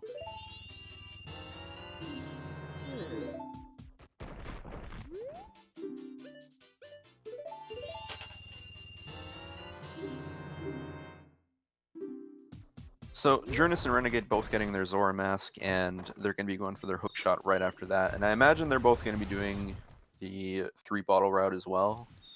So probably shortly after Zora mask, maybe by the time they get to Pirate's Fortress, they're going to want to uninvert too, just because if they wait too long, the Curiosity Shop is not going to be open, because again, it opens at 10 o'clock. So if they wait too long, they're just going to have to waste time standing around outside the shop. Trev killed that one, the bubble that was floating around, just because he really gets in the way when you're trying to climb the ledge, and will almost always hit you if he's around. And if you get hit by him, you can't use your sword. which makes this fight very inconvenient. Actually, he might do this as Goron. I'm not sure which one's faster. I think he's just gonna do the whole thing as human. He did get. If you notice, he dropped a bomb right before playing Sonata of Awakening. And if you do that at the right timing, the bomb will actually hit him as soon as he gets up, which will stop him from going past the first fire gate. And then you can kill him or get to this point really quickly. Yeah, if you miss Trev do that, you'll see Zuner do it in just a few seconds here. So again, he's just going to drop a bomb right before playing Sonata, and that's going to allow him to hit Captain Kita during the cutscene here and slow him down a bit. If you don't do this, this fight actually takes quite a bit longer just because you have to deal with some of the smaller enemies and stuff like that to be able to catch up.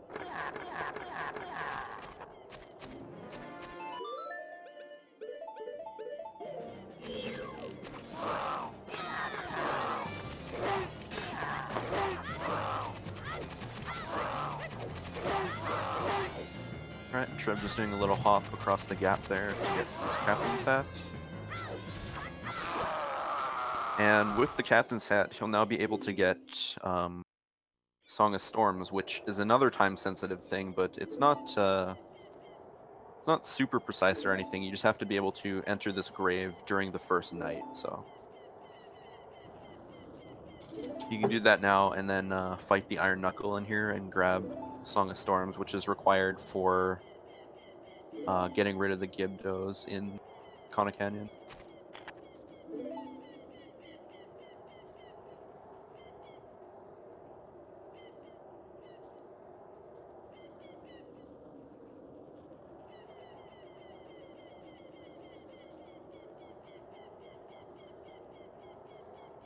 Alright, so I believe what Trev is going to do, yeah, he's going to use Goron Mask here. So he's going to be using a combination of Goron Pounds and Goron Punches to deal with this Knuckle. So he's just going to be following a simple pattern of Pound and then Punch. And by doing that Pound, he can avoid Knuckles' attack every other time that he does it. If he gets hit by the Knuckle once, he dies. The Iron Knuckle does 4 hearts of damage with every hit. So it's somewhat precise. I used to think it was one of the hardest things ever, but once you actually know what you're doing, it's not too terrible to get into the rhythm.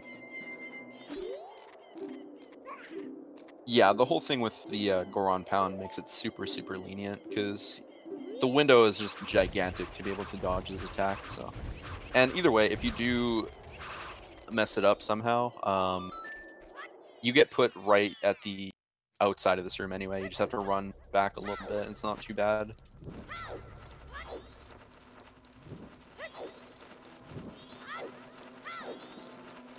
Zuner going to be following right behind, and I imagine he's going to do the same strat as Trev. Yep. This is definitely the fastest method of doing this.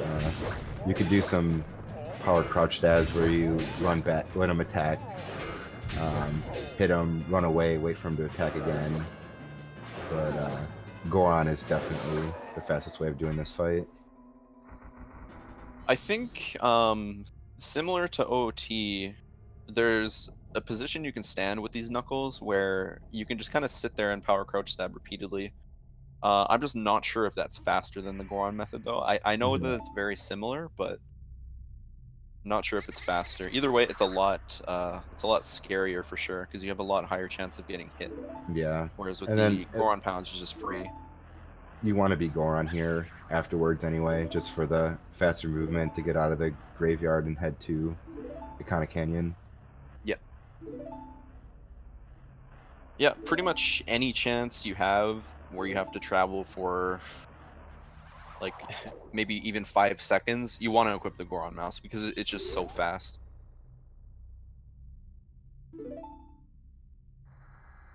Trev's going to be doing a trick here. It's a somewhat precise hook shot, and it skips needing the ice arrows, which would be a pretty huge detour to get.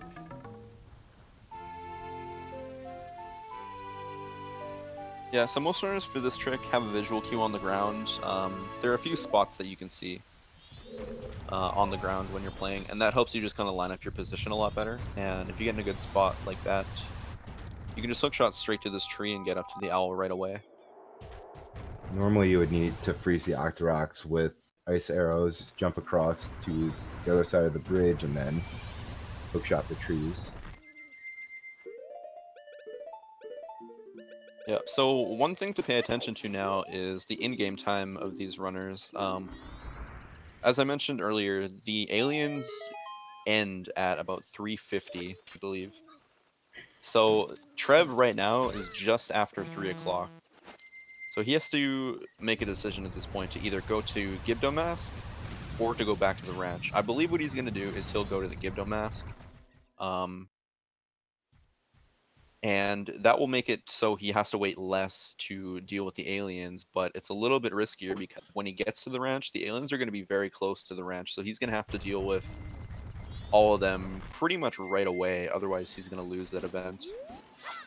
Zuner, on the other hand, has a lot more in-game time to work with, just because he uninverted later than Trev, so Zuner will definitely be 100% safe, but he will have to wait slightly longer.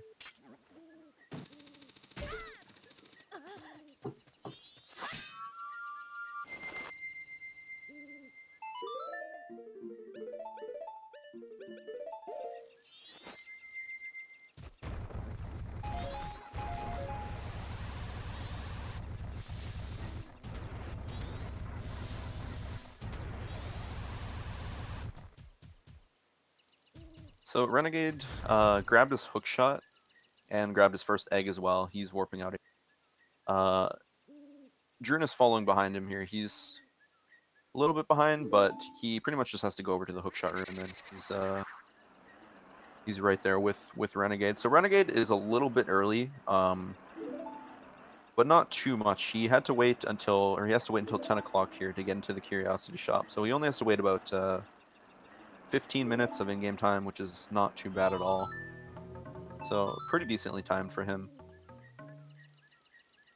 And both Renegade and Drunus are going to have to go back to the swamp at some point to get their 5 magic beans in order to complete the well. Yep, I imagine the difference we're going to be seeing between Trev and Zuner and Drunus and Renegade is that after the aliens event, I think Trev and Zuner are both going to go to the well, and then Renegade and Drunus are going to go to Woodfall. The reason they want to just be somewhere is because at the start of the day, Drunus trying to take out the guard, but you can't knock these guards out. Yeah, so Drunus getting caught there. But yeah, as I was saying, at the start of the day, there's a long cutscene that plays if you're just in the overworld. So being somewhere like the well, or in a temple or something like that, it skips that cutscene entirely. So anytime it's gonna do a day transition or even a night transition, you just want to be somewhere to avoid that. So because Drunus and Renegade do not have their beans yet, they can't really do the well. So I imagine they're just gonna go into Woodfall and then grab their beans after doing that. Did Trev get his Gibdomask? He didn't. He actually just warped right out. So yeah, Trev opting to go for the safer approach here, which I definitely agree with, because he was going to be pretty close for dealing with these aliens. Probably would have gotten there right around 3:30, if not later. Yeah, it would have been really risky. So I definitely agree with his decision to come here right now.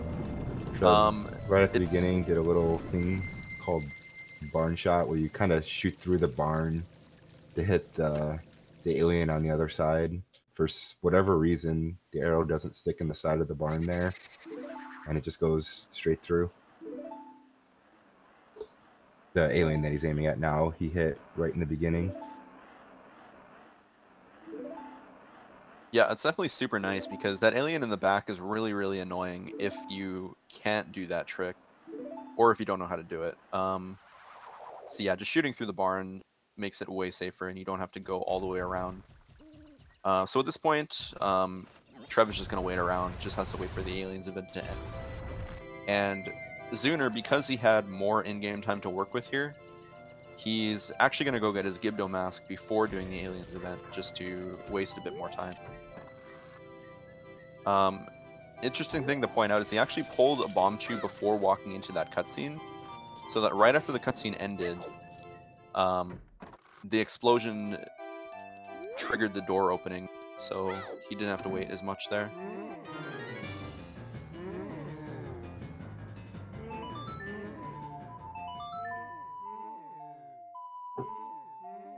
Trev successfully completing aliens. No issues there. Wasn't even close. Yep, so this is his third bottle now. So now he's pretty much good to go to do the well. I think that's where he's going to go immediately. He just has to get in there before the day transition, which should be pretty easy for him. You have a good amount of time to do it from here.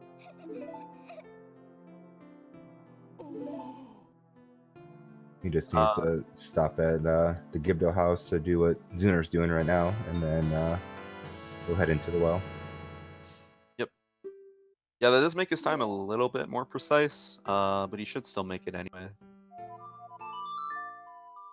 Zuner now going to head over to aliens, and I think he's getting there a little bit earlier than Trev, but he also has the Gibdo mask, so. Meanwhile, Drunus now finishing all his Clocktown stuff, and Renegade doing the Kita fight. And it looks like, yeah, he got the bomb and everything. Okay, so he's good too. I think one thing that Renegade had to do there was he actually had to go into the grotto and the circle of rocks, and the purpose for that was just to grab a Deku stick. Because he played Song of Time earlier, he lost his Deku stick that he grabbed at Woodfall, so he had to grab another one. Not only for this fight, but also for the Song of Storm's grave, because you need a stick to light all the torches in there. At least it's a lot faster than using fire arrows, because you also have to deal with all the bats. So just having a stick is just a way better option. Zuner having plenty of time for aliens, no problems there either.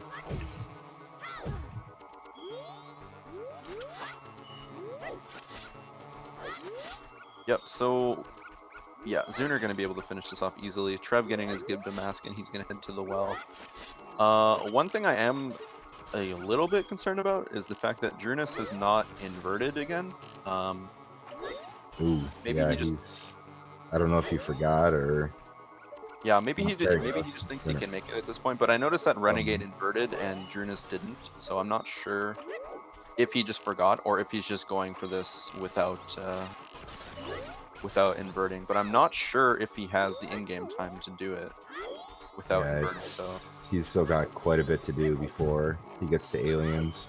Yeah. Unless he opts to head back or go do aliens and then come back, but it doesn't look like he's going up to the canyon to hit the owl.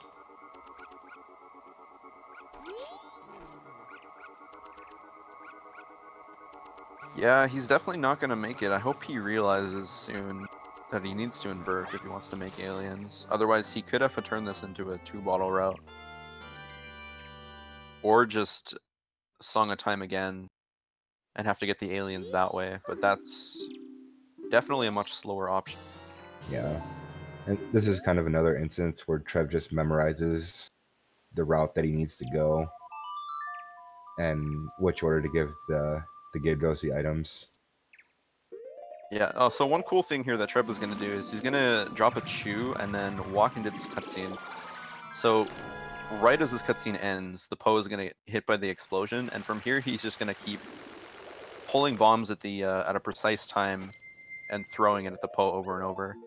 He's also kind of moving around in a circle to manipulate the Poe's position, so that ideally at the end of this fight, the Poe is going to be as close to the door as possible. The only thing with that strat is it's a little bit risky because you can cause the Poe to spawn inside one of the walls, and then you can't actually catch the Poe, so you have to fight it again. So I think Trev was being a little bit safe there just to ensure that didn't happen, but it was a good fight either way. managed to spawn the Poe on that side of the room, so that's always good.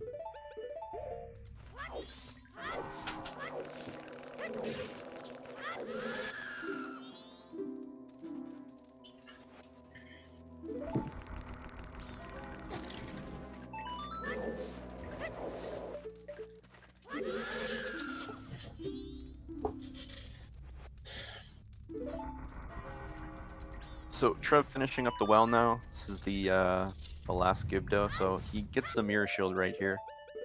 And I believe after this he's gonna go back to the Great Bay area and then finish off all of that at the same time. Now that he has 3 bottles from Aliens and the Goron race, it makes it a lot nicer to do Pinnacle Rock and Pirate's Fortress. Yeah, because there's 3 eggs remaining in Pirate's Fortress and 3 remaining in Pinnacle Rock. If you only had 2 bottles, obviously you'd have to do each of those areas twice more, which going to and from either of those areas takes a pretty good amount of time. Yeah, one thing I'm not sure if we pointed out or not is when they grabbed their hookshot, they also grabbed one of the eggs in Pirate's Fortress. Since there are 4 eggs in there, grabbing one of them with the hookshot is really nice to do, because then they can just deposit it now and just do 1 trip to Pinnacle Rock and 1 trip back to Pirate's Fortress, and they have all 7 done. Oh, Trev actually going to Woodfall, so okay. So at this point, Trev has the boss key, so he can just go straight to Odawa's room and finish that off right away. I thought he was just going to go to Great Bay, but it really doesn't make a difference, because at this point he just has a few different areas that he has to do. Yeah, and I don't... Point, go ahead. I don't think there's any in-game time events left for them that they're on a strict timer for. Yeah, after the Aliens, really the only thing left is getting to the Clock Tower to fight Majora after midnight on day 3, or night 3 rather. So yeah, at this point, you can do a lot of the route in whatever order that you decide to do. I don't think it's super important. The only thing is that you want to try to just be inside a temple or some other area similar to a temple during those day or night transitions, just to save that little bit of time. But other than that, there's really nothing else to worry about. Yeah. And with the precise hook shot, Trev can just... not a precise hook shot at all. With the hook shot, he can just hit the torch and go right up there, instead of doing the whole puzzle where you're Deku and you need to go through a bunch of flowers.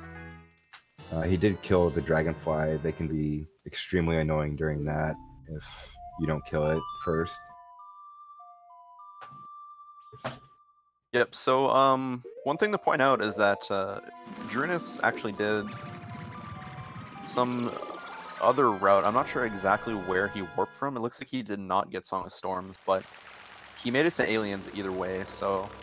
I think he Go ahead. probably realized he didn't invert and he was running out of time, and probably just decided to peace out and head to Aliens to make sure he gets that 3rd bottle. Yeah, that's what I was thinking too. That's definitely the right call in this situation, because missing Aliens is definitely way more punishing than having to do another trip back to the graveyard in the canyon. So yeah, you have Goron Mask. You can move around the overworld pretty quickly. I don't think he got the Akana Canyon Owl, but even that, it's not really that big deal to backtrack there. yeah. On the other side, Renegade actually having a little bit of trouble with this precise hookshot here. He's actually very close to dead. He might be 1 hit away from dead. I don't know exactly how much the Octoroks do. Oh, now he's 1 hit away from dead for sure. Yeah.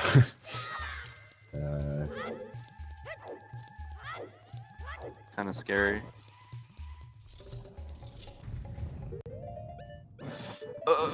Oh, he's so close. And that's the worst. When the red dot is showing, but it doesn't hit anything. Because you're just sitting there thinking, what do you want me to do, game? Like... Yeah, he would have had it there if he just aimed a little bit further down. Yeah, that's just unfortunate that it was showing the red dot and it wasn't actually hitting the tree. So, because of that, he actually was kind of forced to invert again here. Yeah, Because he's it is getting probably- close to aliens. He's probably just gonna go and hit the owl and then do aliens, would be my guess. He might do the Song of Storms in the cave just because that doesn't really waste any in-game time. But we'll see. Yeah. So in the meantime, Trev and Zune are both making quick work of Adalwa. That fight is really straightforward compared to the other bosses anyway. All you really need to do is just hit Adalwa with the bow once, and then you can just walk up and just do timed crouch stabs to finish off the fight. So super easy strat. Both of them got it real quick. And yeah, Renegade unfortunately dying. But nice thing is that he respawns right here, so now he should be good. He just needs to get this hook shot down. Yeah, most of the time when you respawn from a death, it's not going to be too terribly far from where you were at. The bad thing for Renegade is that it's wasting in-game time. But he is inverted, so he has a pretty good amount of time still for aliens. Oh, he's so I can't believe he's not hitting it with this, actually. It's nuts. Yeah, it's... I would be very confused if I was him, and probably a little frustrated. Yeah, he's probably starting to get a little nervous at this point, too, because it's getting really close to aliens time here. I imagine what he's going to do is just go to the owl and then have to leave at this point. Okay, this position should be good. If he doesn't hit it from here, I'm going to be... Okay, there we go. Yeah. Yeah, if he didn't hit it with that, I was going to be like, okay, his game's busted, but... Yeah, And alright. Trev's just on his way back to Pirate's Fortress to get the remaining 3 eggs. We'll see a couple of cool strats here, where he doesn't have to go through all of the rooms. Yeah, normally you actually have to fight a guard for every egg, I believe, in Pirate's Fortress, but Yep. with a lot of the jumps in this area, you actually only have to fight one guard, because you can just do a jump to both of the other rooms. One of them you're going to see right here, you're just going to do a jump / recoil off the wall, and you got it first try, so that's good. I think the exception to fighting a guard is the first egg. I don't think there's any guard that you have to go through in order to get that one. You just have to have to hit the beehive from above. Yeah, the beehive.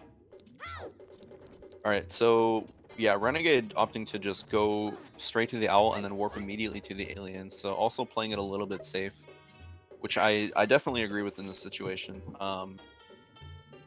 He has a little bit of an advantage over Drunus because, as we saw, Drunus actually warped away before getting the owl, so he's going to have to backtrack all the way to the canyon, and Renegade will just be able to warp back there right after aliens. Yeah, Renegade didn't uninvert when he entered aliens, so the aliens are actually moving slowly as well. Ah, there he goes. He heard you. Yeah.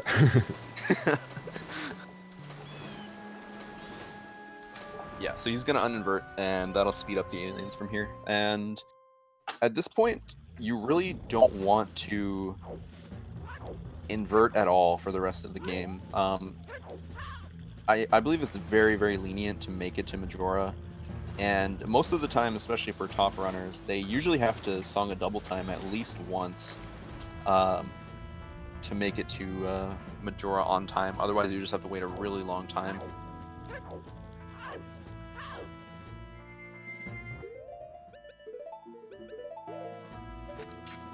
The Trev fighting this pirate guard, not doing the cool Dekunut strat, so I'm very sad. But he's pretty much already done with Pirate's Fortress. Just going to be grabbing his last egg right here, and then he's going to go deposit them and then head over to Pinnacle Rock.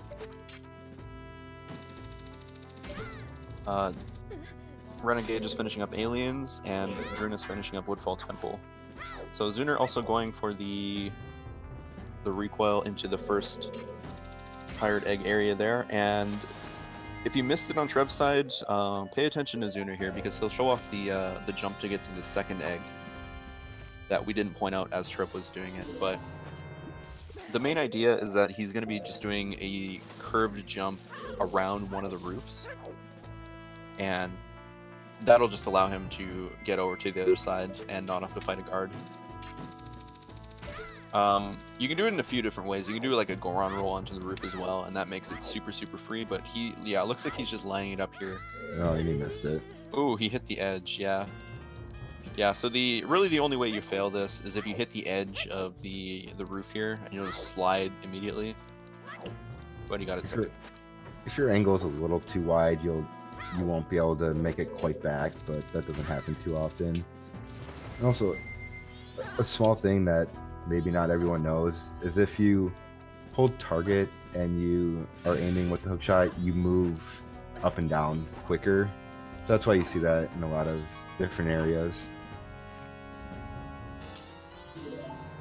It's the same in both Ocarina of Time and MM, so it's a fairly common knowledge, but maybe not everyone knows. Yeah, it's just a nice little aiming optimization to be able to aim vertically much faster. So there are some places where they can use it, but a lot of the time it's a lot harder to just aim without being able to move horizontally. So they'll do it whenever they can. Like here, Zuner having a little bit of trouble with it, but yeah, it's also very touchy. Yeah. If you do it well, then it looks really nice. But it's very sensitive.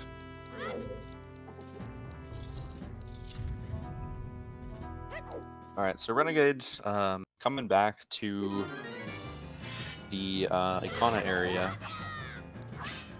and Drunas now finishing up Woodfall. So I imagine right after this, Drunas is going to go over to the Deku Palace and grab his 5 magic beans.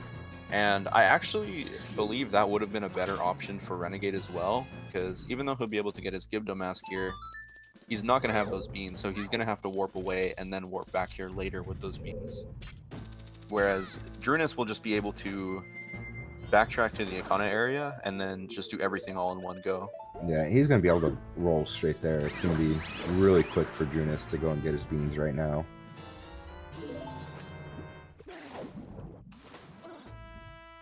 Yeah, he's going to have to get a few rupees here, but there is a 20 rupee on the right side that's always there. So he's just going to be able to pick that up, and then he's going to have 40. Because again, you do get 1 free bean just for talking to the salesman. So you only need 40 to get all 5.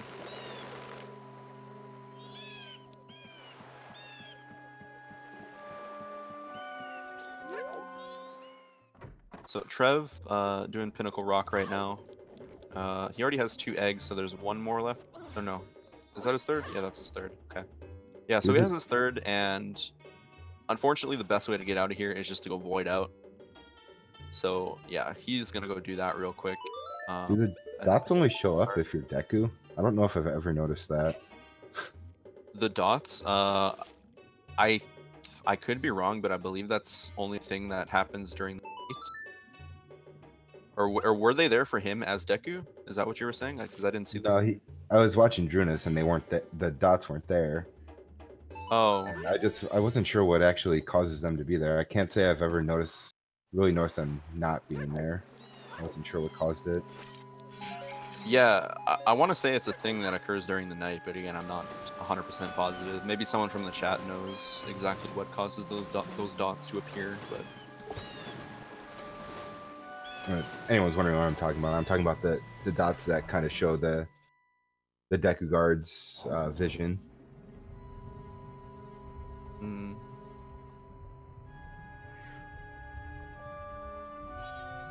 Alright, so yeah, Drunas grabbed his magic beans and he's back in Locktown. Wait, did he? Yeah, he did. I just saw his rupee count and I was like, wait, did he get all 5? But yeah, he did. He got more rupees right outside the grotto. So unfortunately for Renegade here, he actually hit one of the day transitions we were talking about. And because of that, this might have actually, yeah, this kind of reset the door here. He opened up the door, but because he hit the day transition, it reset and it put Pamela back in the house, so he has to do that again.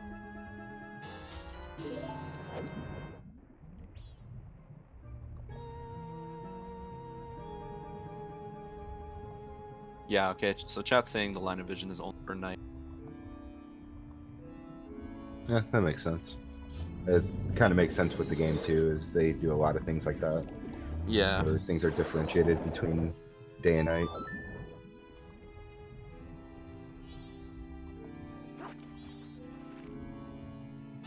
So Trev now finishing learning New Wave Bossa Nova. Zuner, not too far behind. Just getting his last eggs from Pinnacle Rock here. So now Trev is going to be on his way to Great Bay Temple.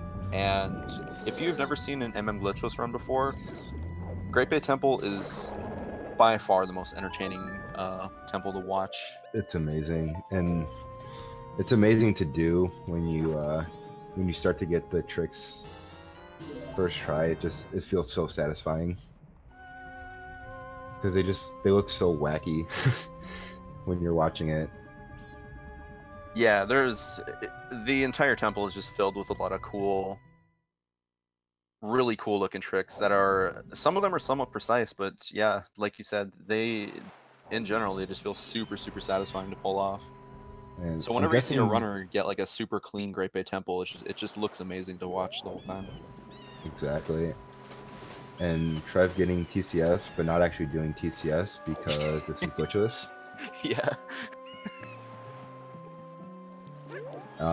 It is actually optimal to get the pause for TCS there because you can equip something there. If you didn't get it, then you would just pause later. Not a big deal. I'm guessing Trev is going to be doing the Goron trick in the second room, but we'll see. That one's pretty cool. Yeah, I'm sure he's going to be going for everything. Yeah, so Great Bay starts off pretty much immediately in the through the first door, and Trev is going to skip pretty much everything involving the water spouts or whatever in that room. Yeah, because going down there and then pushing them, that takes a pretty good amount of time.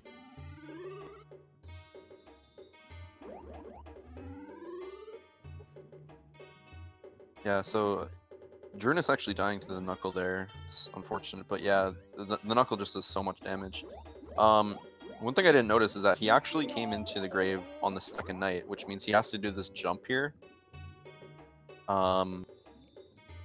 Pretty precise, actually. There's a certain spot you can land. Yeah, he got it.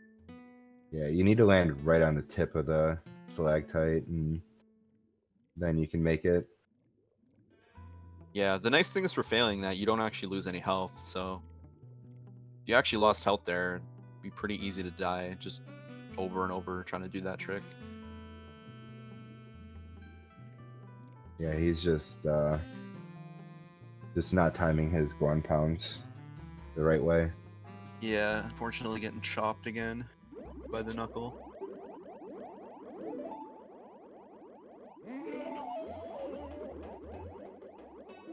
I'm surprised he missed that one. That looked pretty good. He must have just barely missed it.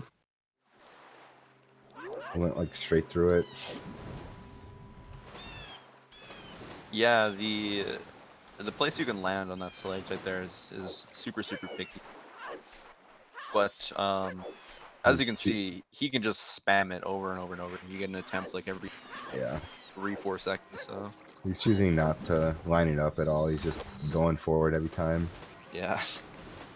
All right. So Trev now starting Great Bay Temple, and like I said, we're gonna see it. Yeah, we're gonna get right into it in the first room here. So he's gonna do a setup right here to get onto the this little elevator. And this is giving him a precise position to be able to jump onto the one of the spinning parts here. And now he's going to equip the Goron mask, and you have to pause to be able to roll. And there, he rolled across. So yeah, that's a really precise and really cool trick. Yeah, it's hard to explain that while it's happening. When it slows down a bit, I'll try my best to explain that again. But he's going to do another trick right here.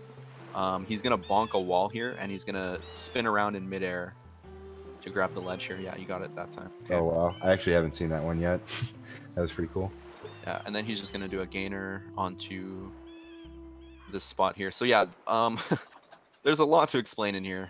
So the first trick, he got a precise position on the elevator and then jumped off. And then at that point, he wanted to land on there, equip Goron Mask, and then immediately pause.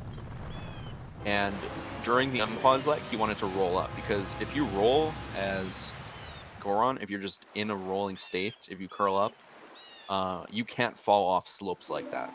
So by pause buffering, it allowed him to press A easier to roll up, and then he wouldn't fall off. And then from that point, all he waited to do was to get to the top, and then he just rolled off and made it to the end of the room. Trev doing another trick here, which involves holding target and kind of walking at a sideways angle with your control stick. It's a little bit precise, but not too bad. So getting the boss key there, and then another small key. And the other trick that I didn't explain, because Great Bay is just full of these. So the little spin he did for the ledge, the way that works is that he targeted while entering that room, and he targeted while facing the direction of the ledge. So then when he did that kind of spin around, he released target after holding target that whole time. So then when he got into the air, it spun Link around, and he was able to grab the ledge that way. Yeah, that was, yeah, I've never seen that one before. I've seen a couple of other ways of getting through that room, but not that one. That was pretty neat. Yeah, that one's cool. I think the fastest method to do that is just getting an angle and running straight into the pipe and jumping up there right away, but that method to do it is definitely a lot easier overall, just because all you really got to do is enter the room, target, and then bonk the wall, and then it's pretty much free from there. Yeah, Trev doing Wart, which is always a fun boss. Yeah, so Trev actually going to be going for double hits here, I believe. I think he went for it there, but he didn't get it that time. But basically, he's going to try to stand underneath Wart and pull another bomb to hit him twice, but unfortunately he failed both of them, so he will have to do a third cycle here, finish off this first phase. And in the second phase, he's going to be dropping a lot of bombs and running to a corner. And from here, he can use some of his Deku Notes to clear out those bubbles. The bubbles are super hard to deal with a lot of the time if you don't do something like that. And as you can see, they just kind of block his shots if he doesn't deal with them. So he's going to run forward and finish off most of the rest of them with those Deku Notes.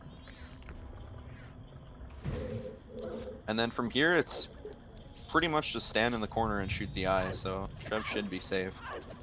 Yeah, all the bubbles are gone, so you have nothing else to worry about other than hitting Wart.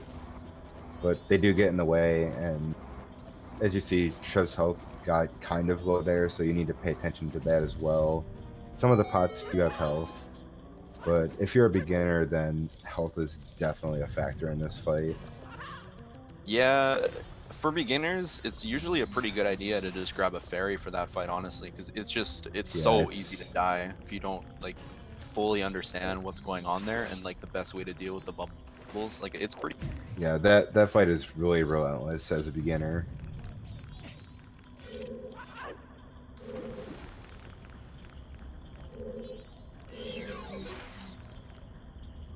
Alright, so Renegade finishing up Woodfall, and he's going to follow in Jurnus' footsteps and head over to the Magic Bean Salesman. He's also short on rupees, but he's going to be able to get enough inside the palace to buy all 5. Jurnus, on the other hand, playing Song of Storms, he's going to grab his Give the Mask, and he's going to be able to enter the well right away because he's already done everything else. He's already done his aliens, got his magic and stuff like that.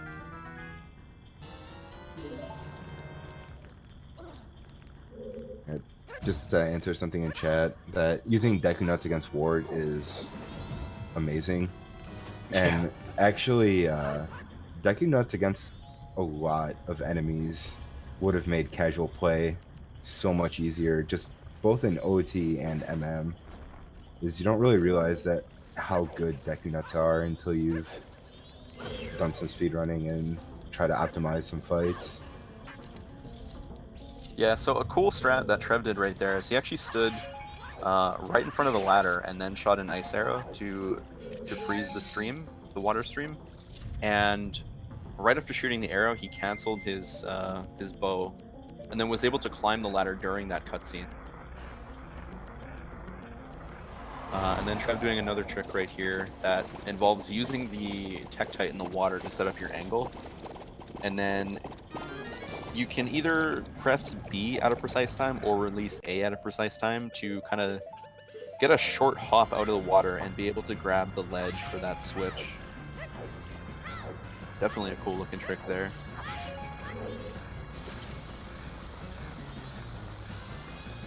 And then from here, Trev is just looking to reverse the water current, so he's just gonna turn both the switches in here and then void out his Goron to get back to the other area faster. Zuner, in the meantime, dealing with Wart right now. Still dealing with the first phase. His health is already kind of low, so it is a little bit scary for Zuner, but he should be okay with 18 total Deku Notes.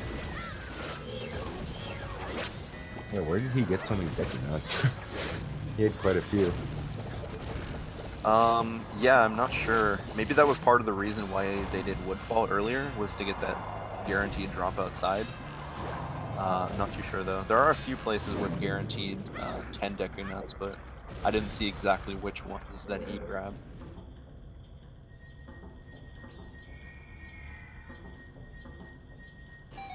So Trev flipping the current, gonna equip the Goron Mask here to void out.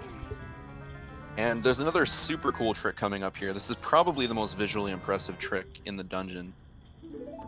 So basically what Trev is gonna do is he's gonna try to land on top of a spinning platform here, and then ride that platform all the way around in a circle to exit the room. So we'll see if he gets it here. Oh, he actually bonked the wall. Yeah, this is one of my favorite tricks. I've never been able to do it myself, but this looks really cool. Yeah, fortunately for Trev, there is a backup here, so he just timed his swim there, and he should be okay. Yeah, a little bit early, so he'll have to try again. But you see the idea that he's going for here. He's trying to land on that spinning platform and then ride it all the way around. This one should be good for sure. Yep. So he actually equipped Human Link intentionally there, because if you stay as Zora, Zora Link is actually too tall and you'll void out on the ceiling. So you have to go Human Link just to be able to ride that platform all the way around. Now Trev gonna do some nice jumps on these platforms here. Opting to do a fire arrow for the second one, you can actually do another jump to go from the second platform right to the switch, but it's considerably harder than the first one, and it's a little bit risky because if you fail it, you fall all the way down, you gotta go all the way back up. So fire arrow, just a lot safer.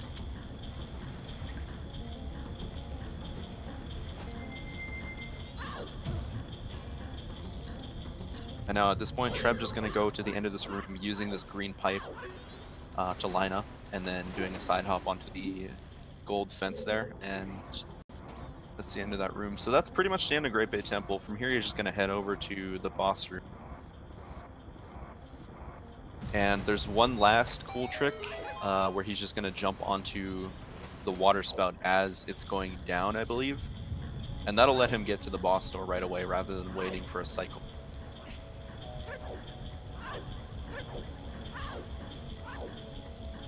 So back over to the other runner, Zuner, not too far behind Trev right now, just gonna reverse the water current. Renegade finishing up bottom of the well, or Ethel well, I guess, and Drunus not too far behind, so two different routes, true runners per route, and both the races are pretty close, so it's kind of cool to see.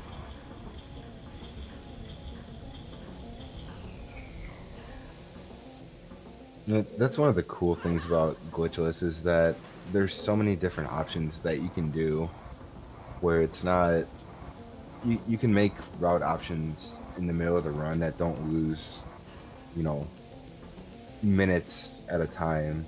Obviously, between Trev and Zunar versus Renegade and Drunus, their routes were pretty different, and they're pretty far behind, but between the two of them, they could have done things in a different way.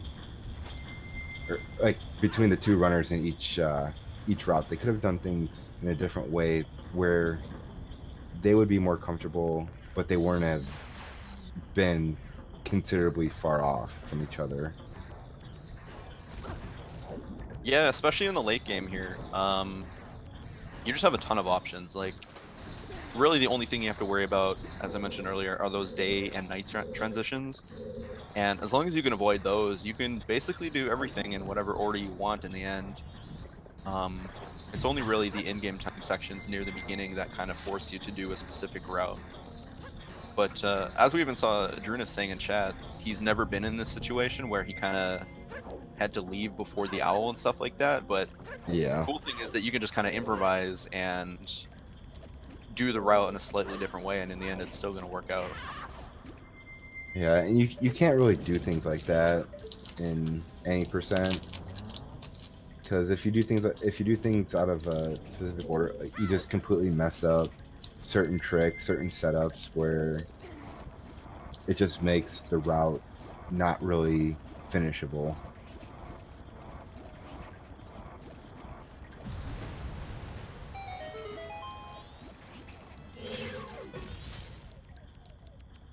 Alright, so Trev totally done with Great Bay Temple, and at this point, all he has left is the Stone Tower section.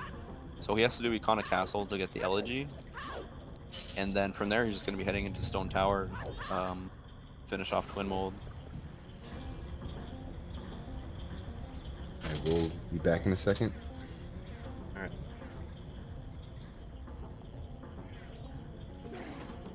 Alright, so Drunus finishing up the well now.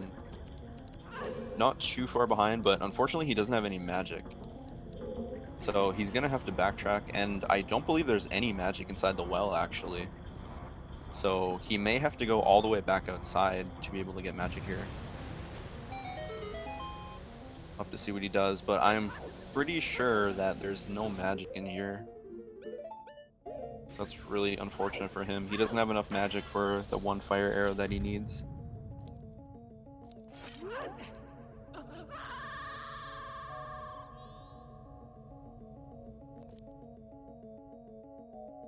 Oh, he can also do this, I guess. Yeah, that makes sense. So he's just gonna opt for the torch run instead. I didn't even think of that.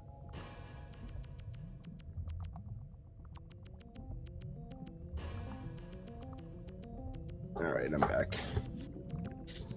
Alright, I'm back. So, I guess one thing you missed was that Drunus actually didn't have enough magic to shoot a fire arrow at the end, so he's doing the torch run instead. But yeah, he also had a quarter heart, and I actually think he just lost his stick because of that death too. No, it looks like he still got it. I wasn't sure. Yeah, I wasn't sure if he had one or two sticks, but his stick definitely burned while he was dead.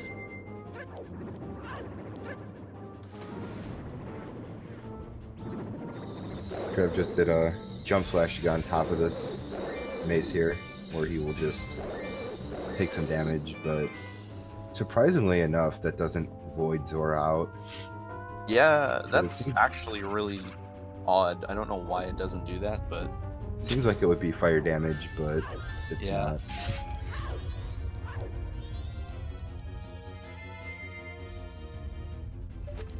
Where's this area Trev is in? This is Icona Castle.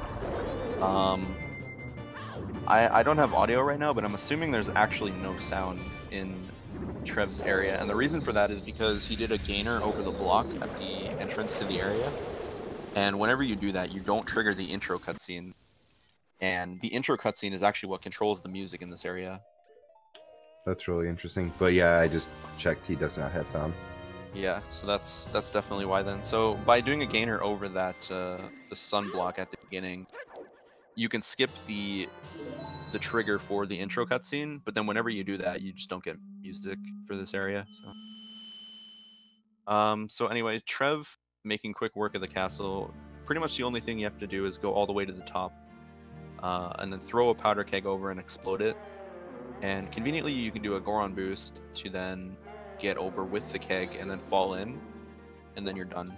There's actually a whiz robe on the other side of the castle that you can just skip entirely, because you can just throw a keg over the fence.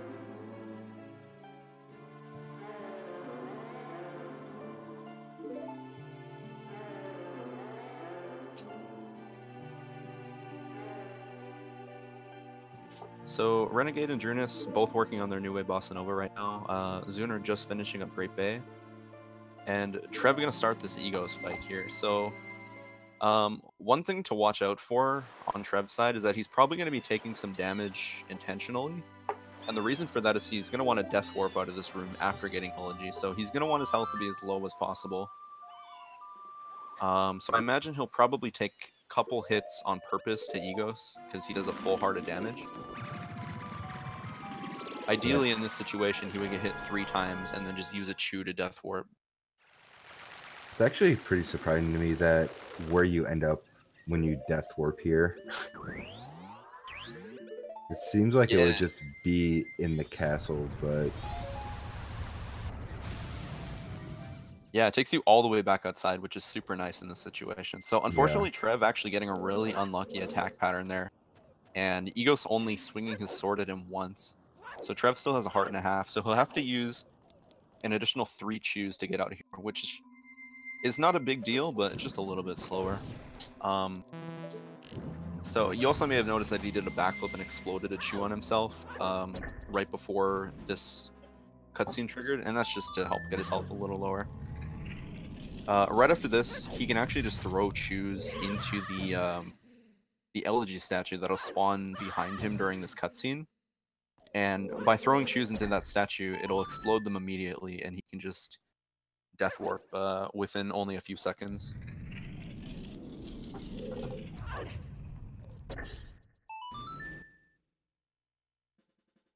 Yeah, it's really nice that that statue is just right there. Makes Yeah, it things actually saves nice a and lot of quick. time. Yeah, the only other thing you'd be able to do is pretty much just do a backflip with a chew like Trev did, and then just get up and do it again. It's really the only other way, so...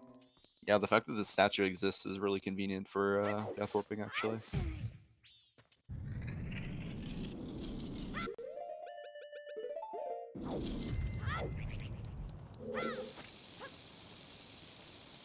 So Zuner following right behind Trev is going to do a Goron boost over this ledge, and then he'll drop the keg. One thing we didn't point out with Trev is that you can actually drop the keg on top of this, and then as you blow it up, you can shield the explosion from the keg. And that lets you fall into the loading zone instantly rather than waiting for the full cutscene to play out. Fortunately, Zuner missed it there. I believe he was a little bit too close to the keg, and that's why it didn't work. But yeah, it's another small optimization that you can do. So you don't actually need to shield the sun. You can just turn around and it hits your shield anyway. Just a tiny little thing. You don't need to actually crouch the shield or pull your shield with R or anything like that. Because it's hitting your shield, it hit the sun just by turning around.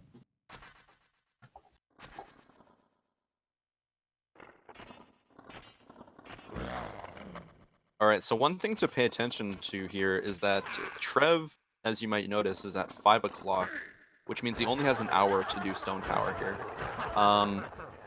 Day transitions here are actually extremely punishing, because if you hit a day transition in the middle of Stone Tower while you're climbing it, it'll actually place you all the way back at the bottom. So Trev has to get all the way up the tower in only an hour of in-game time here, otherwise it's going to place him all the way back to the bottom. Yeah, I feel like that may have been an oversight by the developers, but that's just obviously pure speculation. But that seems like pretty significant especially if you do this puzzle as intended, and then end up like right at the beginning or right at the entrance to Stone Tower, and then have to do it all over again. That seems like it would be pretty terrible. Yeah, I imagine a lot of people did this casually and kind of got screwed by that mechanic, and we're not too happy about it. Yeah. That would definitely be very frustrating. But Trev should have enough time here, assuming he doesn't make any big mistakes. It'll be very close, though. Trev is also really close to dying. He only has a quarter of a heart left, so he can't get hit by the boulders, by keys, by anything. So I'm sure he has that on his mind. Yeah, this is gonna be really scary for Trev here, actually. I don't even think he has enough time to make it inside the tower, actually. I think he might just have to hope that he makes it to the owl, and then after the owl, warp back up there. Because I don't know if he has the in-game time to make it all the way inside. He only has 15 minutes to make time. And he still has to do quite a bit of movement. It might be a good idea for him to invert, actually. But I don't know if he's going to. Maybe he knows he's going to make it. Looks like he's inverting now. Or nope. That's... Yeah, so this is one of the main optimizations in Stone Tower Climb, is that you can place an elegy statue on a switch to move platform, and then just play elegy again on top of the platform. Trev is gonna hit day. Oh, never mind. It doesn't place you all the way at the bottom. Yeah, okay. Yeah, okay. Yeah, so what I was thinking of was that if you're using the platforms, all the platforms reset. So if you're kind of in the middle of one of those sections, then it will reset everything there, but it's not going to reset your position. Yeah, so I was mistaken about that. But yeah, so Trev, what he did there was he just got to a safe spot and then let the transition play out. And then at that point, he was already done with all those statues that he was riding earlier, so didn't have to worry about that. But if he had happened to be in the middle of one of those sections, everything would have actually reset on him. Yeah, and then as ATZ was saying earlier, Trev placed an LG statue on the switch, and then which brings the block to where Trev is now. He's gonna play LG again, which will remove that from the switch. So the block's gonna go back to where it was, which happens to be on the other side where he wants to be. So otherwise, he would have need to play an LG or place an LG statue on each one of those 3 switches, which with Human Link, Goron Link, and Zora Link. So that saves a pretty significant amount of time. Yeah, definitely.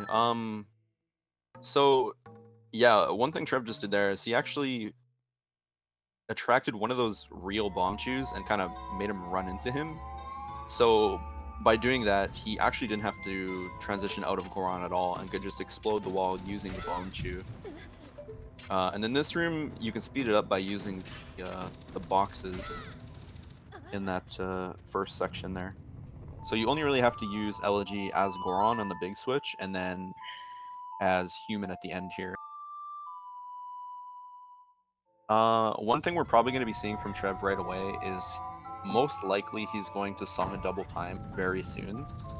And the reason for that is that it's day 3 right now, and if he was to just continue playing at this point, he would be at the clock tower long before he could actually enter it. So at some point, he's definitely going to want to song a double time, and yeah, he's going to do it right here.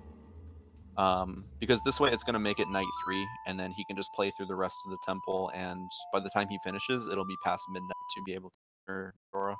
Yeah, you can play it safe here, but it doesn't need to be too safe, because you can enter the clock tower for 6 minutes or something like that. So you have a pretty significant amount of time to actually enter the clock tower. You don't need it to be right at a certain time. It's from midnight until 6 a.m. until the moon crashes is when you need to enter the clock tower, pretty much. I mean, I guess technically you need to enter the clock tower and play Oath Technology before the moon crashes, but it's virtually one and the same. Yep, so one thing to notice is that Trev is actually setting up another Death Warp here. Right after he gets Light Arrows, he's going to want to Death Warp out just because it's a little bit faster than soaring out. So he dropped his health a little bit by standing in the lava in the other room. And I believe coming up, not in this room, but in the next room, he's going to do another damage boost, which will leave him really low. And then at that point, he can take some either intentional damage from the Garo Master or just use bombs to Death Warp out really fast. I'm not too sure what happened to Zunar, but it looks like he's redoing all of the climb. Yeah, I didn't see either.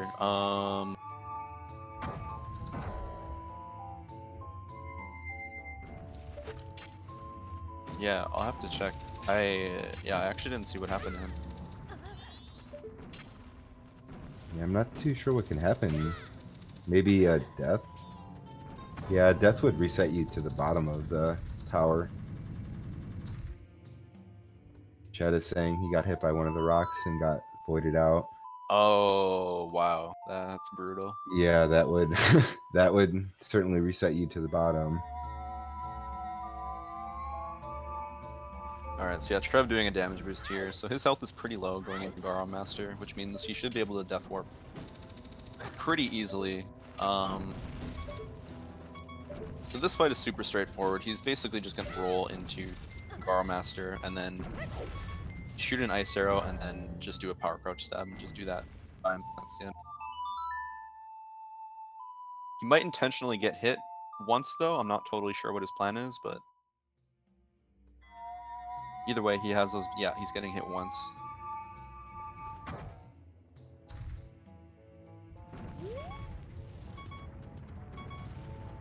So now Trevor's at a quarter heart, and I imagine he's going to go for a fast Death Warp here as well, like we talked about earlier. But this one works a little bit different in that if he goes for it anyway, he'll have to time opening the chest because you only have a few frames where this fast Death Warp in particular works. It looks like he's gonna get it here. Yeah. He got the big red flash, which is you basically just need to close the text box and you get it. Big blue, you need to mash B to get it within 2 frames, I think. Small red, you need to get it within 1 frame, I believe. But yeah, he got big red, which is probably the best one you can get. I think it still works on the first explosion as well, and that's the same as big red. Oh wow, Zunar. Yeah, he's just getting destroyed by the tower. He's just gonna die. Or enter the loading zone.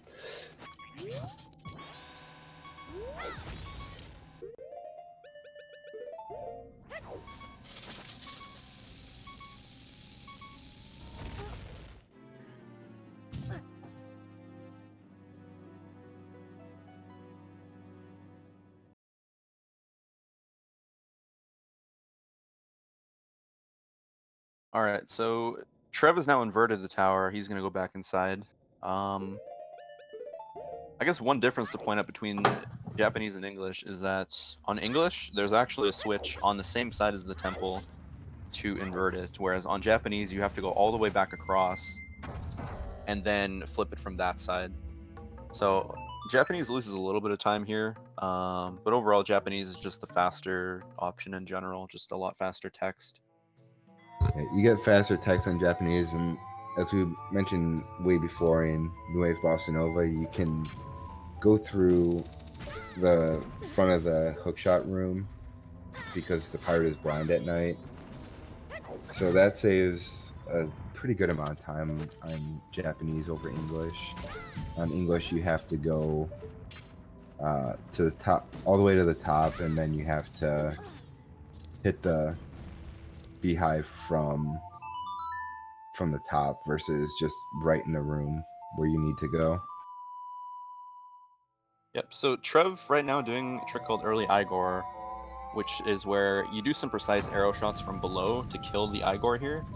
And what that allows you to do is spawn the Giant's Mask chest, so that after you get the boss key, you can actually hookshot that chest from below, and it saves a lot of time compared to going around the entire area to get up there.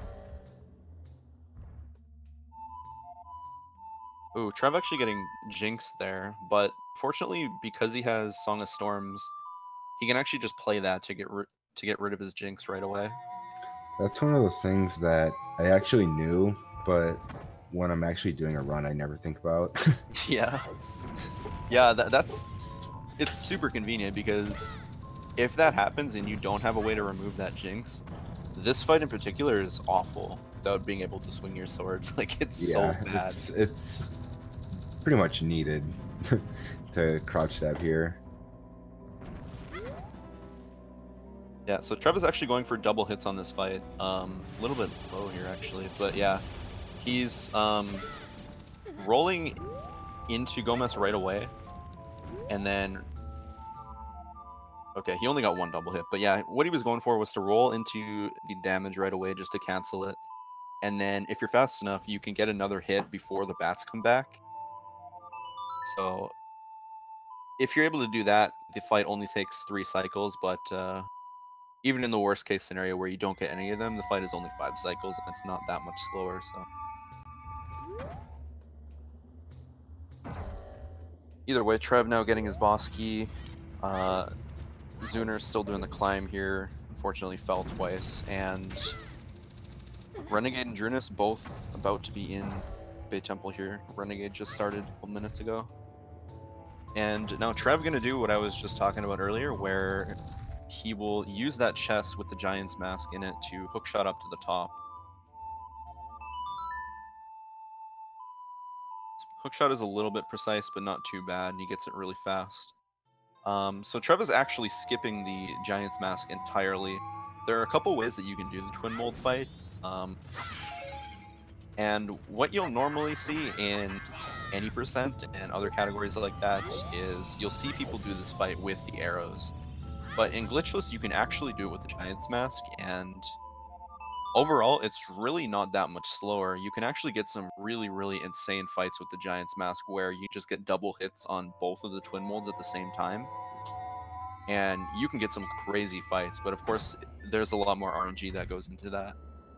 Yeah, I think like in any percent, you don't have ice arrows, and ice arrows makes this fight really, really good with the arrows over Giant's Mask. In any percent, you don't have ice arrows, so you have to use light arrows, which makes the second Twin Mold a little bit longer and a little bit more RNG and a little bit more difficult. But in Glitchless, you of course have ice arrows because you have to get them, which makes this fight really nice if you can aim with the bow pretty easily. Yeah, so the most common strat with arrows is both of the Twin Molds kind of represent a different element. So you want to shoot the blue one with the fire arrows and the red one with the ice arrows. You just want to the opposite. And if you do that, you do a lot more damage to them rather than shooting with either the normal bow or with same color element. So Trev will only need 4 hits with the ice arrows here to finish off this red one. And the other thing is the opposite color arrows do double damage. Light arrows do 1.5 damage of a normal arrow, but light arrows also use more magic than the regular arrows. So having, or not the regular, the fire or ice arrows. So having ice arrows here is really fast. As ATZ said, you only need 4 hits. I don't think you mentioned either that Trev threw a bomb at the beginning of the fight. Yeah, I did not point that out. Yeah, and that takes away one of the hits with the fire arrows. So Trev actually only needs to hit the blue Twin Mold 3 times instead of 4. Yeah, the nice thing about the start of the Twin Mold fight is that the position of where they start is always fixed. So there's actually a strat where you can just kind of roll immediately when the fight starts and throw a bomb. And you can damage one of the Twin Molds right before it goes under. So that was something that Trev did that, yeah, we didn't point out at the time, but hopefully when the other runners get there, they'll also show that off and we can show you what we mean by that. But yeah, just a cool strat that saves an arrow shot.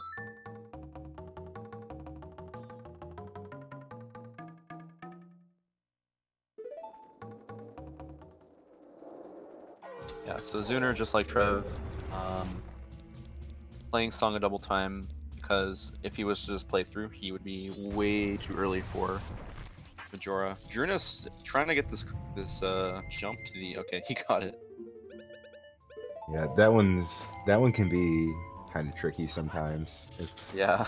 You have to hold a really awkward position on your control stick, and the position you need to hold is kind of precise, so it actually changes between controllers depending on what you have. I know I've had a few GameCube controllers where I need to hold a different position for different different tricks, and it's really inconvenient and can be confusing. Yeah, that jump is definitely one of my least favorite of the tricks in Great Bay Temple, just because of what you were saying, where the control stick position does vary between controllers, and a lot of the time it can even vary based on resets. You can actually have a slight variation on your control stick angles just by starting the console. When the game starts up, it actually sets 0-0 to wherever your control stick is at the time. And depending on your controller, if it has a little bit of give in it, it could vary slightly, ever so slightly, but some of these tricks just require that precision, where if 0-0 is a different position, then it can mess things up. Yeah, both Renegade and Drunas are fighting Wart. Renegade just finished. He did grab a fairy, and he did die during the fight, so grabbing that fairy was a really good idea by him. Yeah, Drunas actually has 2 fairies. Yeah, Probably not feeling too good about this fight, but 2 fairies, he should be safe. Yeah, he's not messing around.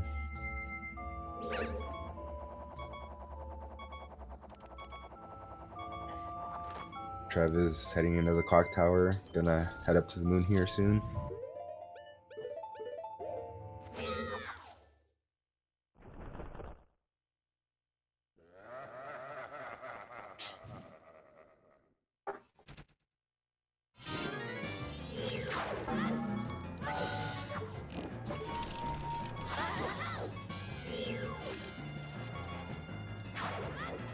I think Drunas is done. Yeah, Drunas is done with the first phase of the Wart fight, dealing with a lot of these bubbles with those Deku Nuts, and he should be good to go. I don't think he's going to need either of those 2 fairies he has. Has cleared out most of the bubbles at this point, and yeah, you can just run into the corner and had search. a bunch of Deku Nuts to get rid of those guys.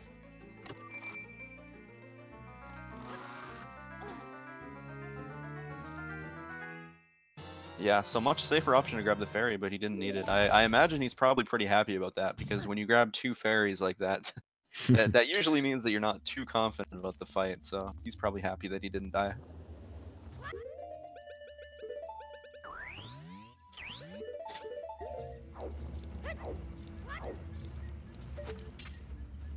So Zuner now has his light arrows. He's gonna go flip the tower.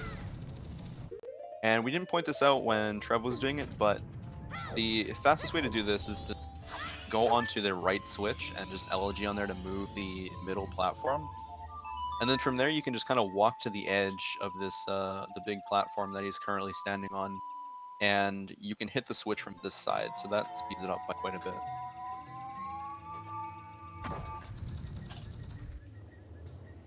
Yeah, I kind of feel like the intended way of doing this was to redo that whole puzzle so you can get nice up and close with it, but this is just a much better way of doing it.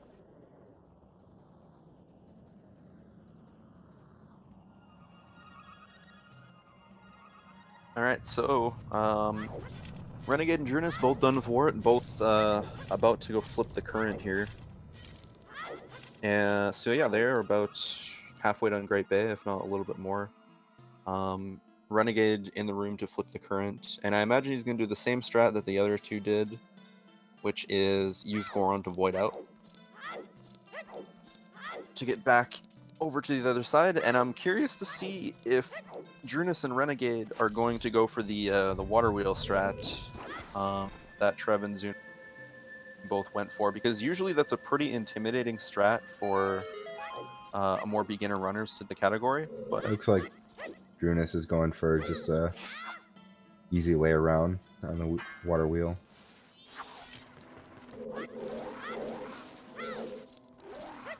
for this point, yeah, but I was talking about the spinning one that you kind of ride around in the next room. Okay. Yeah, I gotcha. Yeah, Renegade is about to go there right now, so we'll see if he wants to do it. I noticed he didn't take his fins out, so I think that means he's not going to do it. Because taking your fins out as Zora is one thing that makes that trick work. So because he didn't do that, I imagine he's not going to go for it.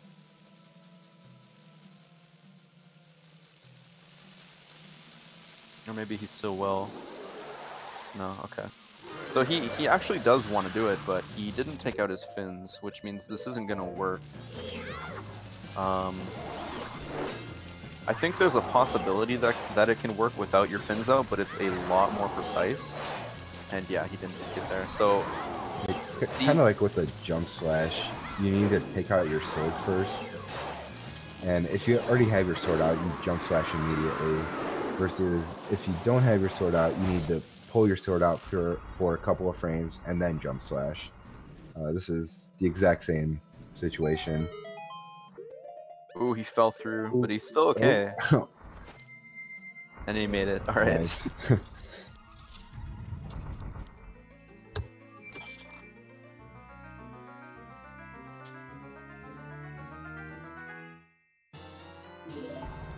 So yeah, getting through the water wheel room, and I imagine he's going to do the jump here to get to the top of this faster.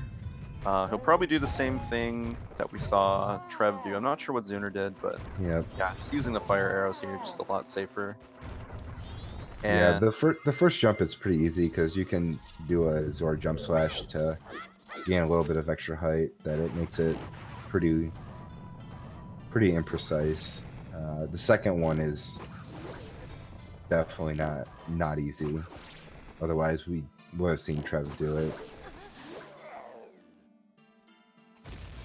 Alright, so Trev now starting off Majora.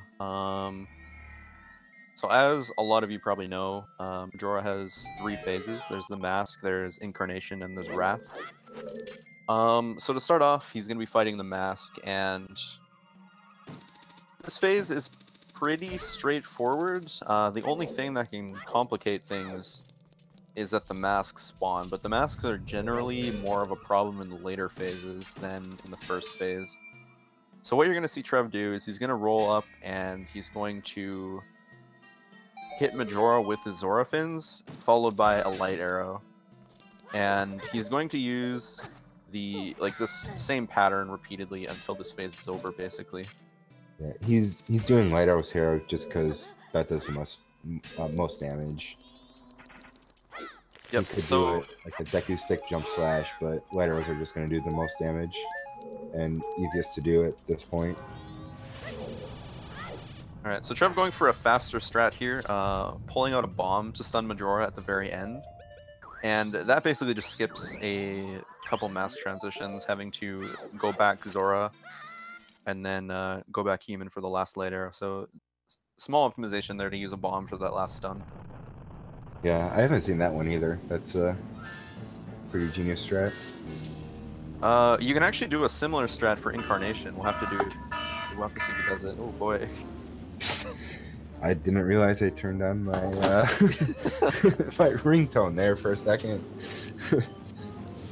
Yeah, okay, so Trev is actually going to go for the bomb strat here too. So what he's hoping for is that he times the bomb. Yeah, he got it. So he timed the bomb and a crouch stab to hit Incarnation right when he gets up to get the second stun there and knock him down fast. A lot of the time, if you just go for that strat with just crouch stabs, Incarnation will just get away and you'll have to shoot him down again. And then Wrath is very straightforward.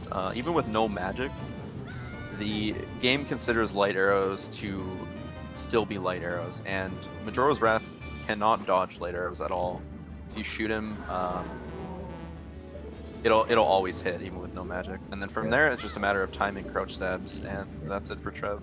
Yeah, he got a bit unlucky at the end. He one of the masks shot one of the energy balls at him right as he was crouched at like one of the last 2 to 3 hits, and it knocked him back out of range where he would have hit Majora's Wrath, and that gave Wrath enough time to jump out of the way, and then he would have to do another cycle, but it wasn't really too bad because, like ATZ was saying, you just shoot another arrow at him if you have light arrows equipped, magic or not, and it'll hit him pretty much always.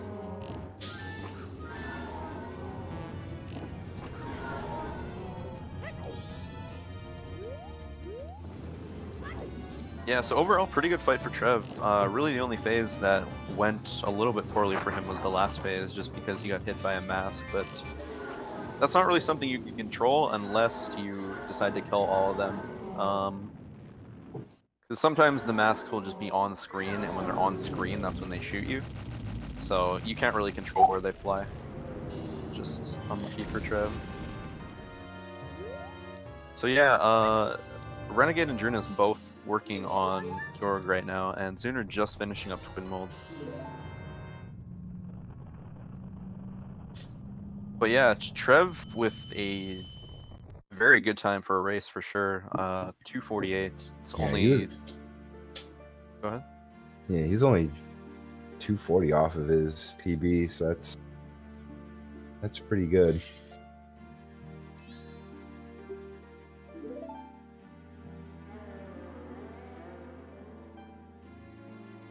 Alright, Renegade and Drunas both finishing off Jorg at around the same time here. Renegade with a little bit of a lead, but Drunas is right behind. Those two have actually been very, very close together this entire race, so we'll have to see how that turns out. For a lot of this race, Zuner was actually pretty close with Trev too, but then unfortunately all the stuff in Stone Tower happened. Yeah, and that just wasted a ton of time for him. He had to redo it twice, and he was pretty close to the top both times he had to restart it.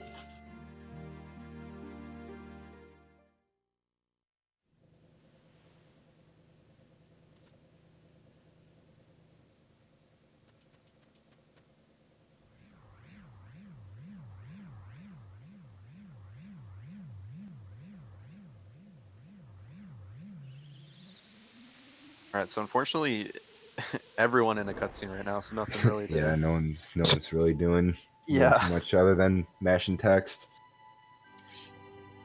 Yep, so right after this, Renegade and Druna's both going to be going over to Ikana Castle. And I imagine they're going to do the same strat where they're just going to gain her over.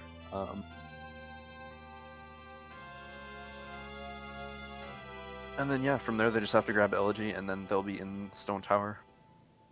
Zuner, on the other hand, should be past midnight. Yeah, he's way past midnight, so he can just soar straight to the clock tower and go to Majora. Hello? Hello. Hello, Trev Person. Hello! How's it going? It's going great. How's it going for you, Trevi? Awful, that was terrible. Was it? Getting a good run in a race is impossible. It really is. Your run wasn't too bad. You got. It was better than the last showcase I did on ZSR. I was like +6 or 7 on that one. Yeah. Congrats on Showcase PB then. Yeah. Yeah. So how do you think that run went? Like, what went well? What went wrong for you? What did go well? First cycle was pretty okay. No, actually, okay. I'll be fair. Stone Tower was okay, and then everything else was awful.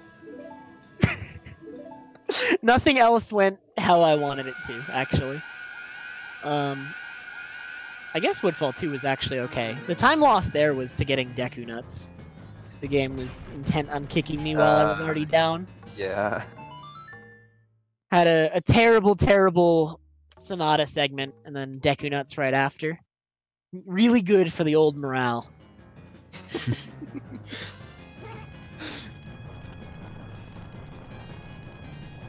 Yeah, I mean, compared to last race, you really didn't have too many big mistakes. Like for the most part, at least from what I saw, it's just like small errors here and there. There's nothing like last time where you just failed Goron race and immediately lost like 4 minutes. Yeah, it's Overall, definitely. I'd say it was a lot better. Yeah, it was okay. It was ended up being a 2:48. It's not terrible. But I did a run, literally just one run 2 days ago with like minimal practice, and I was able to get a 2:46 that time. So like, I don't know. Kind of sad to see such a bad run that lost so much time almost everywhere. Like, just all around worse, not like something huge. Yeah. When 2 days ago I was able to get like a pretty easy 2:46 that I thought was awful. But I don't know. Renegade through his keg, but it doesn't. Yeah, too I much actually of an thought issue. that Gwei was gonna blow it up. That was so Yeah, scary. that would have been that would have been just awful, because he would have had to go all the way back to Clocktown, buy another one, go all the way back to Akana, go back through the castle completely. It just that was close to being really stupid for no reason, because the game likes to blow things up when they touch them.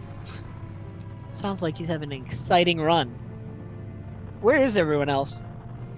So Zuner is in the moon cutscene right now. He lost like 8 minutes climbing Stone Tower. He avoided twice. I heard he fell twice, and I felt so bad because up to that point it sounded like he was doing good. Yeah, it was a pretty close race until that point. Yeah, he really wasn't too far behind you. I'm just looking at his splits, and he was only like 40 seconds behind his PB. But then, yes, the Stone Tower hit, and then he just lost like 8 minutes. I nearly died in Stone Tower. Yeah, we noticed. It was close. Yeah, you were running around Quarter Heart for like half of it. That was fun. That's exciting. I swear, like, I thought I was gonna die to the boulder after the second block. You know, when you ride the block back up to the top level. Like, you're not going to the temple yet, but you're the second block puzzle, right, where you ride the block back, and then I did the jump onto the ledge where the camera was not pointing at where I was going, and I knew there was a boulder there, and I was ready to die. I was 100% ready to die to the off-screen boulder. Yeah, I wasn't really sure what was gonna happen there, because you could have either got bouldered, or right after your day transition, you could have got hit by the bat or the. Oh yeah, did you see me? Like I turned towards it and put up shield and like paused for a second, because I knew it was there. But I don't know. Oh man, that was a race. I am notorious. I never have good races ever. It just doesn't happen. At least as good as I want them to be. Like, I think I've PB'd in like a race once ever, and I've done dozens and dozens of races. And as far as getting close to PB, that's also extremely rare. So like PBing or just even getting close is quite rare. That means you just need to do more, Trev. Dude, nobody does races anymore. Well, we'll races do are so much less common these days. We'll do these every second week now. Apparently. Oh, really? Every second week? That's what I heard. Huh. That'd be pretty exciting. We need to get more people doing Glitchless, dude. ATZ, when are you coming back? It's a perfect opportunity. I am a rando main Trev person. Yeah. What about you, Crib? I would join.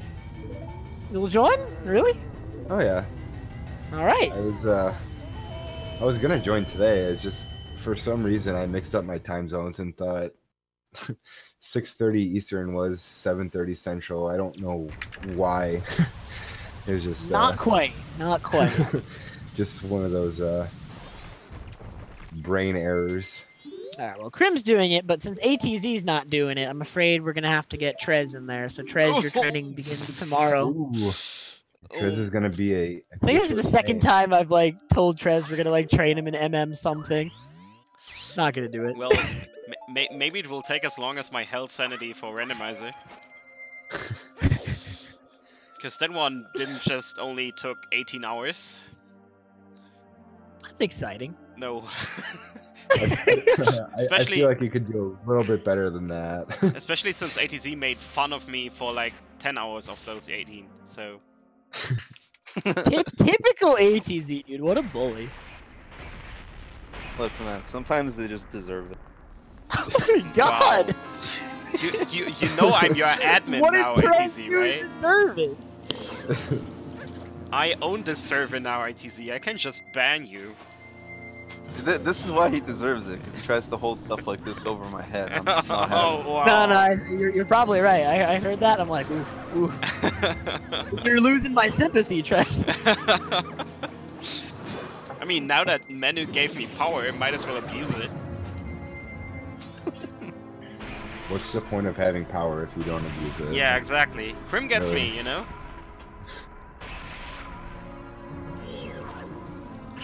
Oh man. Ah, yeah. Alrighty.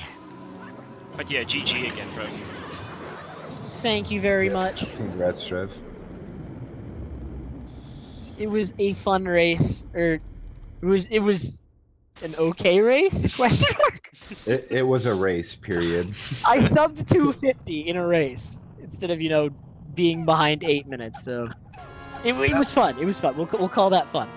That's faster than my PV. Well, Imagine I mean, that. your PB is trash, so It is. It's faster than my PB. that's why you're at like you can But I literally don't come have- back and beat it in one run. I don't know why you don't do it.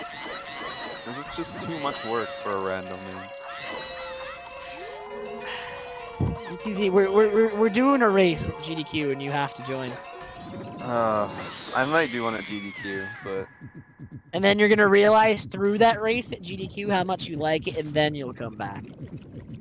Or maybe he wait. won't. didn't I win last year, or am I wrong? I thought something really bad happened to you, and I somehow won. I VC crashed. Oh Opening yeah, a door in Snowhead that's- Temple. Steven, why? that'll do it. Come on, Steven. And then I unplugged Ben Stevens' Wii Oh, at the end. I Okay, literally like sat next to him the entire race, helping him do the run, and we made it to the end. And he beat he was in the Giants cutscene, and then I went to unplug my Wii because I was gonna leave once he was done, and I unplugged his Wii instead. Okay, so you VC crashed, and then you unplugged Ben Stevens' Wii. Yeah, makes me man. happy If I can't because- finish, he can't finish, dude. It makes me happy because homeboy Steven made VC, and you unplugged Ben Stevens' Wii. the thing is, it wasn't like Ben's run was fast either. Ben put in like 8 or 9 hours, I think, at that No, point. no, no. It wasn't that bad. He was like 4. Oh, was it? It was 4 or 5 hours. I think it was like 4.5. Really? I thought Yeah. it was a lot longer than But like that. I felt so bad because Ben actually needed to leave that night. Like he stayed longer than he meant to. He needed to go home. He stayed longer than he intended to finish that race, and then I unplugged his Wii, and then he just left, and I felt so bad the whole night. Oh, classic Trev Wow. person. Poor Ben Stevens, 56. But yeah, GG to Zuna as well, finishing a little over 3 hours with a 3:00:54. Yeah, all things considered, just losing like Yeah, he 8 lost. minutes Stone Tower climb. That's not too That's bad a of a lot. time. Wait, did I see Yeah. that correctly? Did he fall down twice? Yeah, he did. It's always interesting to see how things would have been, except for that one split. Feels bad, man. Zuner's PB, I think it's a 254. Let me check it. Yeah, a 254. So without that whole Stone Tower thing happening, Zuner was actually Pretty. on PB pace for sure. That sucks. On PB for pace, he was. Yeah, on PB for pace. I agree. It looks like he was on his splits. He was comparing against Juicy Oh, was he? for some reason. Yeah, so it looks like on his splits he was a little bit farther off than what he actually was, but I'm guessing Juicy is the next person in front of him. Let me see. No, Juicy is just kind of like Zuner is 10th and Juicy is 4th, so I'm not too sure why he chose Juicy. Maybe that's just his goal. Personal enemy. Arch nemesis. This is not good. Trev, that's just not nice. Wait, my selection Wait, I need my circle. I need to draw a circle around it. No. I mean, it's not wrong. I'm sorry, but wait a minute. It's not wrong. It's not on screen. You don't see anything. Ben definitely will not hear of this. Nobody tell him. Oh wait, let me actually quickly Somebody clip that. clip. Go clip that. Clip and quote. I got it. Should just make a GIF out of it. And we also welcome Zuner. His GIF the right way. Hello. Hey Zuner. Hello. That was a run. I heard about Stone Tower. It sounded exciting. Yes. Fell down twice at the very top. Oof. Oh my gosh. Yeah, so what even happened? We missed the first one completely, and then the second one, I just kind of looked over and I saw you falling off again, and I was like, Okay, so what happened? So you know the boulder that comes down that one spot, right? Yeah. So I jumped across. The first time I jumped across to the ledge, the boulder hit me in flight and knocked me down. And then the second one, I was so scared it was going to happen again that I was trying to move over out of the way, and because of the weird camera, that made me jump off the side. So. Classic. Very sad day. Very, very sad. Yeah, other than that, though, your run looked pretty good. Like, if that didn't happen, you were easily on PB pace. Yeah, easily. That would have been like a 253, I think. Definitely would have been okay, but I guess stuff happens. Stuff happens. And there's always that one segment that goes a little awry, but other than that, it looked like a pretty solid run. You were on pace with Trev for pretty much the whole thing. Up until Elegy, yeah, pretty much. Yeah. So other than that, how did your run feel? Did you feel like it was going pretty well for you? It went okay. Up to Snowhead, I think I was doing all right. There's a little bit of stuff that happened in Snowhead, like had a bad goat and missed the Wizard cutscene skips, which cost me some time. Other than that, though, I thought it was pretty okay. And then, of course, Mirror Shield. I always struggle with Mirror Shield segment. That's always a really hard one for me. I always lose a lot of time in that one. Mm-hmm. A little bit of GBT, but GBT is GBT. We all know how hard that temple is. Yeah, and then of course Stone Tower had some trip ups in Stone Tower besides falling down. Mirror Room was bad. I did get the fast death warp on Light Arrows chest though, which was nice. But I was trying to get that fairy too for a safety for Majora when I was going to invert the temple, but it did not get in the bottle for some reason. Oh yeah, I did see that. You kind of just grabbed it. Yeah, I was trying to get in the bottle. Did you guys see that really weird thing that happened during Aliens though? I rolled into the bush and picked it up, and then it respawned in my hands. Did you guys see that? I saw you holding a bush. I didn't see the weird thing you're describing. Yeah. When I might have to go back and look at that because I'm kind of go back and look at that. I swear, I rolled into it and my roll destroyed it, but then I picked it up at on the same frame or something, and then it reappeared in my hands. That was really weird. Maybe I was just seeing things, but that's what I thought I saw. Yeah, I'll have to look back at that to take a look because that's really interesting. Mm-hmm. How did your run go, Trev? It was fantastic. Loved every minute of it. Sounds like it. Sounds like me, right? Yep. It was 30 seconds behind from Sonata, and it did not get better. That's how it went. Oof. Yeah. I was pretty well on pace with my PB at Sonata, and then after that, it just snowhead and then just snowballed from there. So.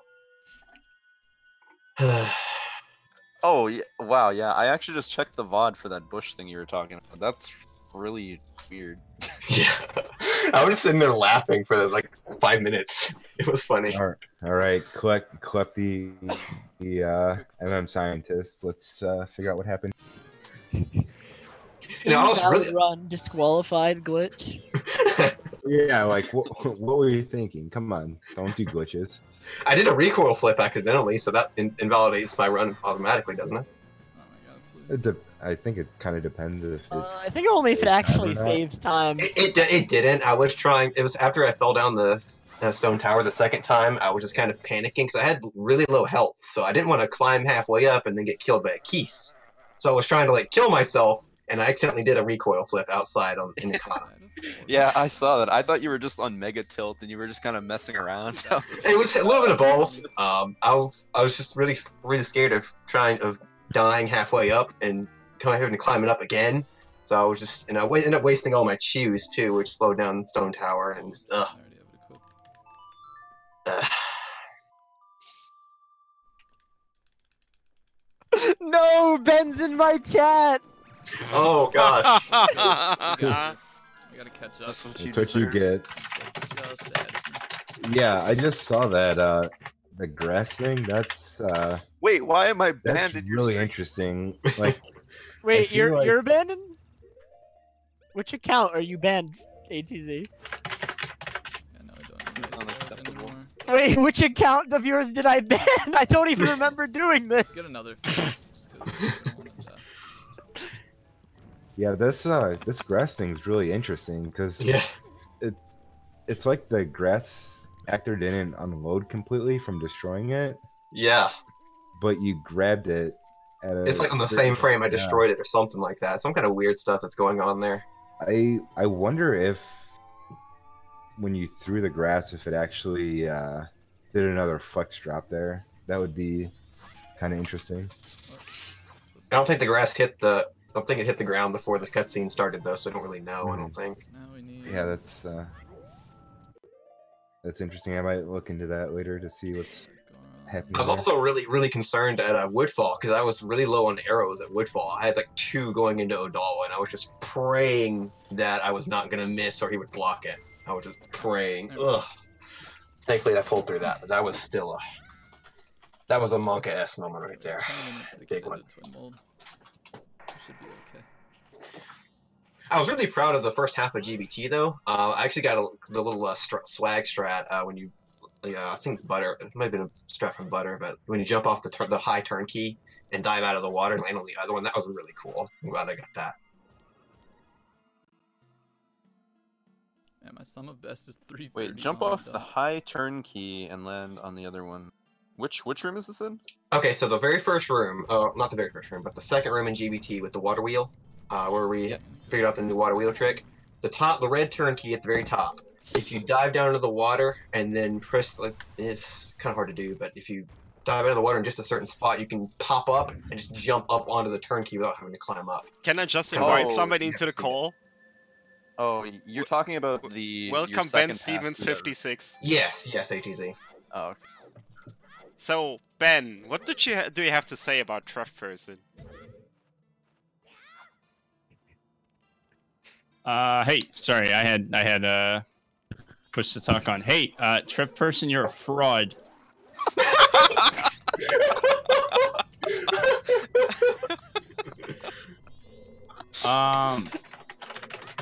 So Trev and I have a melee money match at ADQ, and I'm gonna kick his butt because I've actually been practicing. Trev's like just a bad MM player. So. Wow! Wow. I mean, I can keep going, but like, it's like beating a dead horse. It's like fishing in a barrel right now. It's like, God damn it! it's just, there's really no point. It's just like, he doesn't have any chance, honestly. He acts all confident, but he went down 2-0 last year. He's got no chance whatsoever. 2-0 in like 2 close games. They were close right? games. I don't know about that, man. I was walking all over you. Like when it was all over, he like stomped away. He slammed the dollar in my hand. He was upset, man. Doesn't matter how much practice you do. I just have that much natural skill. You got no chance. You think that you are the true gamer, but you will get gamed. Okay. Trev, you had to unplug his console to win at your own game. Yeah, all right. Okay. Let's go back even further. All right, AGDQ 2017, I believe. I think it was my first GDQ ever, actually, so it'd be 16. I think it was AGDQ. No, I wasn't. You're talking about what I think you're talking about. No, this was 17. Okay. I was at 16, but this was 17. So we were doing an MM glitchless race, actually, not much unlike this one, and you know I had a super clutch. I don't really play MM, so I during the twin mold fight, I think I had like 2 in-game minutes or something before the moon crashed, or I was literally like mashing the ocarina button after the twin mold fight to like make sure that the moon didn't crash on me when like I spawned back in Akana, right? And so all the trials and tribulations, I'm in the cutscene for Majora, right? And Trev unplugs my Wii because he was mad that his game crashed. That is not why I unplugged your Wii. It was fueled by rage. Doesn't even mention who was helping him through the whole race to finish the run. Who sat beside him, helping him out, telling him what to do, making sure he got to the end. How would you feel if Ben unplugged your 3DS during an MM3D glitchless run? I mean, really. I would thank him because now I can play an actually good game. Wow. I mean, he's not wrong on that one, actually. Like Don't wear them there. We agree on this. Just for some reason, Ben runs it still, but we agree on this. Because he's a masochist, that's why. Yeah, I love to hate myself. You know, that's perfectly fine. Like, if you want to hate yourself, then if that makes you happy, question mark. I mean, that's why he runs MM3D in the first place. Is everyone in here done with the race? Yeah. Okay. I just didn't want to. I want to make sure that I'm not like taken away from anyone who's still doing it. That would be, maybe a little rude. Nah. So yeah, can you please postpone your street fight or like your cat fight to HDQ 20 when I'm back there again? So I can like. We'll probably have another one. Trev does something to me like every AGDQ. He pronounced my name wrong the first time. I know. I unplugged my Wii the second time. I was so embarrassed. I think we've met at 3 GDQs. The first one I pronounced his name wrong. The second one I unplugged his Wii. The third one I beat him up into melee, and he'll never forgive me. How did you pronounce Ben Stevens wrong? Ben Steffens. I pronounced it how it looked. Oh my god. I pronounced it how it looked. So many. And I called him that to his face. I'm gonna say about. And then he told me with like. I feel like that would be like a non-American thing to do. Completely blank look. It's actually Ben Stevens. And I was so embarrassed, and I'm pretty sure I didn't talk to him for the rest of the event. No, you did. I'm pretty sure. Did I? I don't know. I didn't know you as well back then, and I was pretty embarrassed. Oh, you should have been. I think about 80% of the people who meet me for the first time call me that. Wait, it's more like more people get it wrong than get it right. Like actually. Even Americans? Oh yeah. Like... Oh yeah. How do more people get my name right than they get your name right? Like honestly. Americans are dumb. They don't know what to talk about. Americans are really dumb. Because sorry to all the Americans here. if I saw Steven, then that's gonna be Steven. I don't know, man. Like, I know plenty of people who have the first name Steven, and it's spelled like that, so. Yeah, like, I think most Stevens I know are spelled Stephen. Okay, how much time do we have? 4 minutes. We're fine. Well, hey, is this still on the ZSR channel right now? Yes. Yeah, we're live right now. Renegade, cool. Renegade and Runes are still running, but they're like a lot behind. Can I? Did Can I make DC a- finish? Because he didn't got Yeah, done like in a million the channel. He did. Can I make like a tiny plug for like a Zelda-related AGDQ thing? Sure, go ahead. So if you are going to AGDQ, and you're a Zelda boy, you don't have to have any skill whatsoever. But if you're going, me and a couple of friends are doing a 120 shrines, like Breath of the Wild, like kind of like a relay thing. So like you don't have to have any experience with the game. I don't know when we're doing it, but we're just going to be handing off the controller and in one sitting just beat all the shrines. I hate you, Ben. And I love Vark's idea. So he's the record holder, and he's just going to be sitting there helping people through it. And we're gonna get a bunch of people. It'll probably take like 10 or 12 hours, and it's gonna be great. So if you're going and you want to participate, it's gonna be a lot of fun. Stop by. We'll probably hit me or Vark up on Twitter, and we'll update there.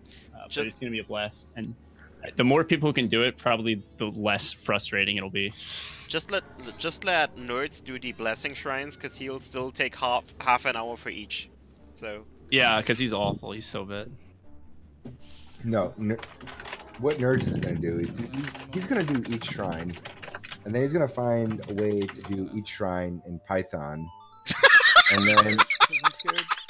Yeah, Nerds is gonna find the most complicated way possible to do every shrine that he does, and then he's gonna explain it in a way that like literally no one can understand. He's gonna be like, "Well, actually, you see, Link's running speed in the Blessing Shrine is, it's gonna be something absolutely unintelligible. It's gonna be like awful."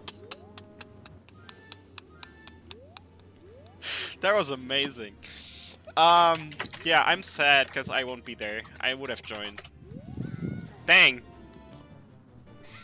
Did Nerds actually move you out, Ben? Oh, probably. Yeah. Wow.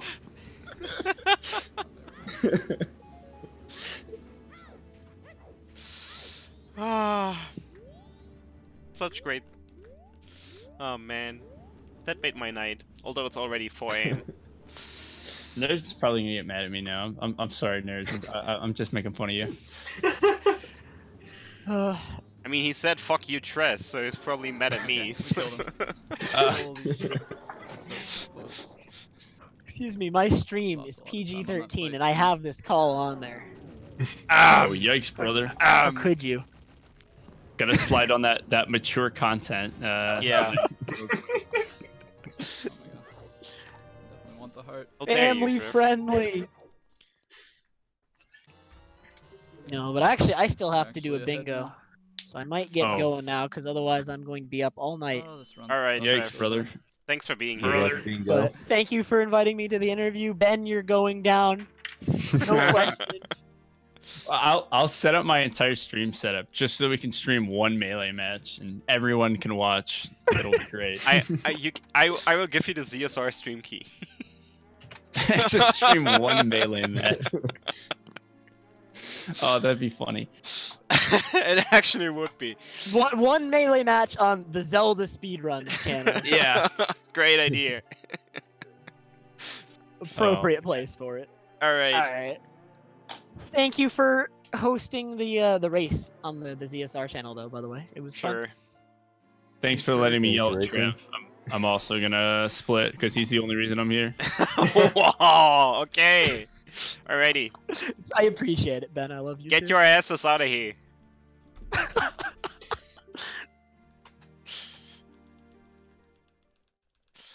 Alright, and we also take GC1 in. GC1, I hope you have an... Oh no, he left again. I don't know why. Okay. Now we are bringing him back. GC1. Talk to us. Talk. Oh, you're so quiet. We can Yeah, barely Hello. hear your you. microphone is very quiet. Oh, I actually only hear myself. He's very quiet. I can hear him. I heard a little bit of gameplay. Yeah, me too. Ocarina, specifically. I hear the LG stuff. I think. Yeah, no. If you're... Yeah, no. Then sorry. We don't want an echo in here. Okay, then. Well... Magic. But yeah, That he was is... short-lived. He is the Holy crap, he is the like, fifth yeah, he's the fifth runner in this match. So since he didn't get featured on restream, because Trust myself. who is streaming on YouTube? This guy, apparently. Actually, Drunus is ahead of his PB right now. He is 3.5 minutes ahead of his PB. Wow, nice. So he's on PB pace, and it's gonna look like a nice PB here for him.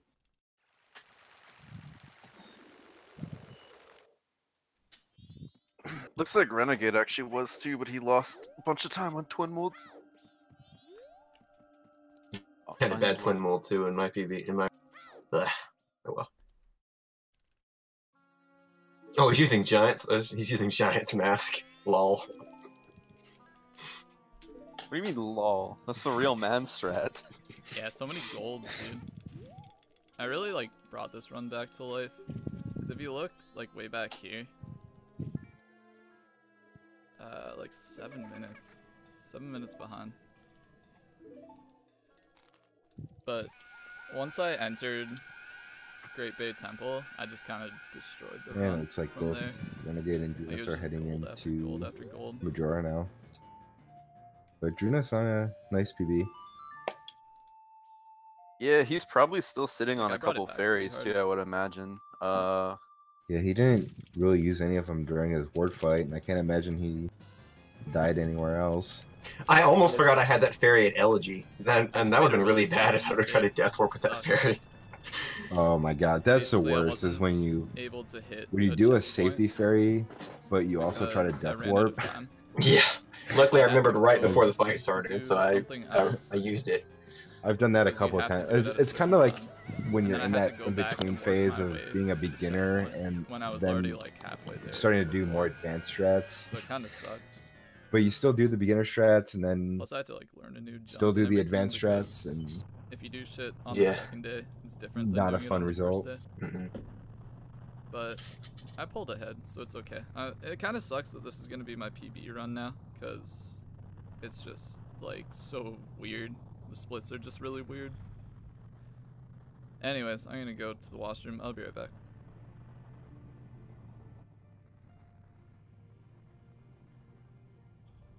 Don't you guys just love cutscenes?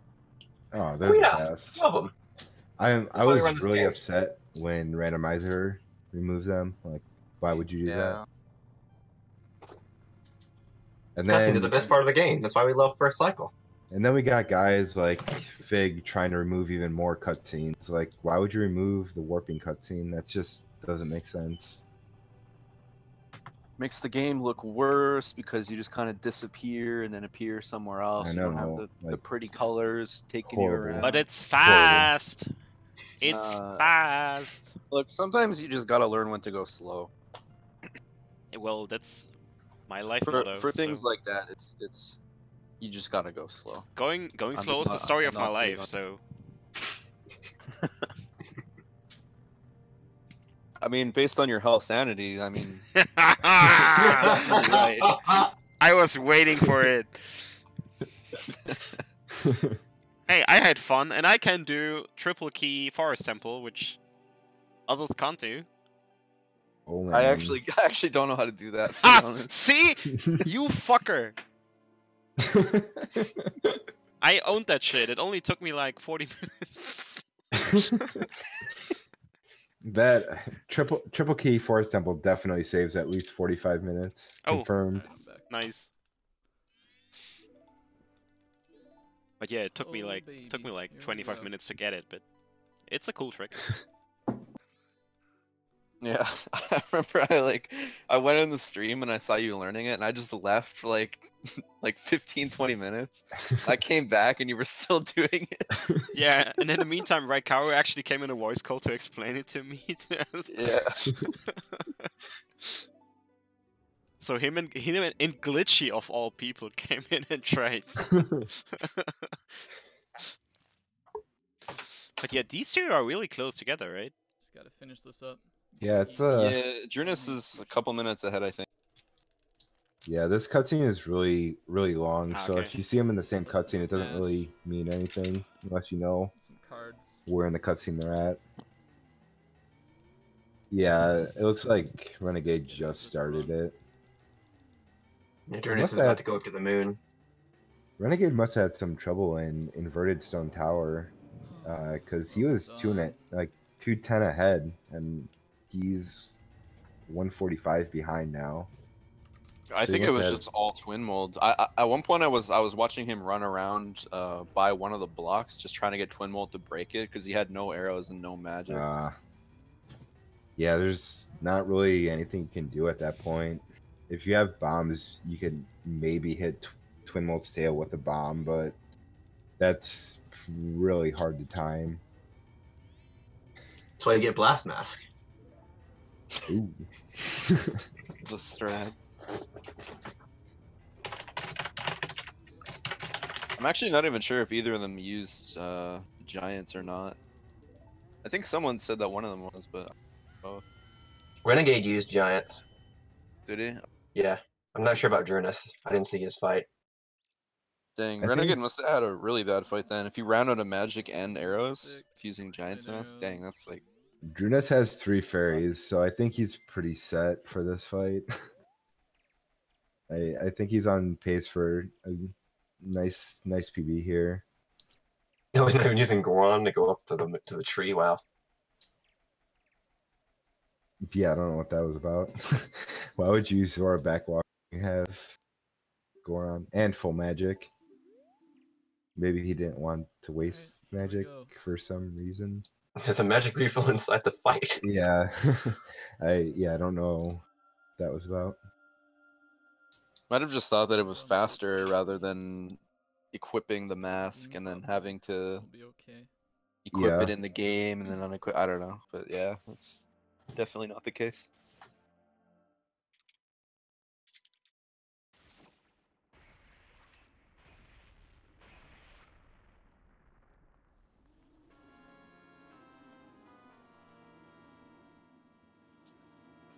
Time for Majora.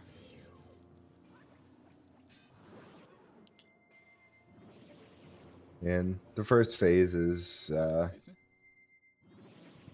this is we Uh, really just saw Oh, the he worst missed. thing that could that doesn't make any sense. Like, he clearly hit Majora right in the face and it did absolutely nothing.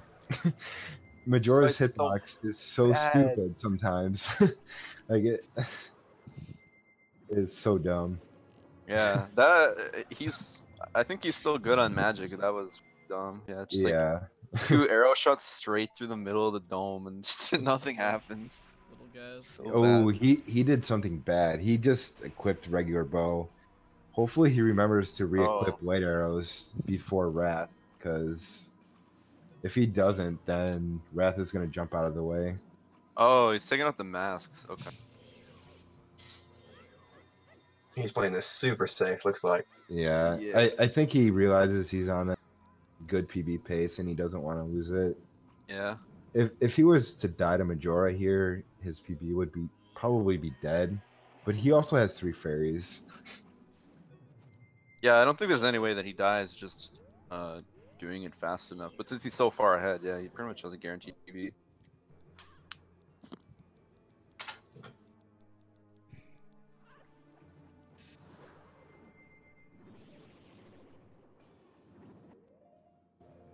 Okay, we'll do one of these. Well, he might be equipping them? Yeah. Okay. There he goes. There we go. Okay, yeah, that's a good heads up play. Like, just knowing that light arrows Alright. do more damage and Wrath the best. will not jump out of the way. Yeah, there was still enough to kill the mask in 2 shots too. So I didn't realize that one of the arrow shots would have done enough, but I guess it makes sense considering you can just use a Zora jump slash and stuff like that too. So Yeah.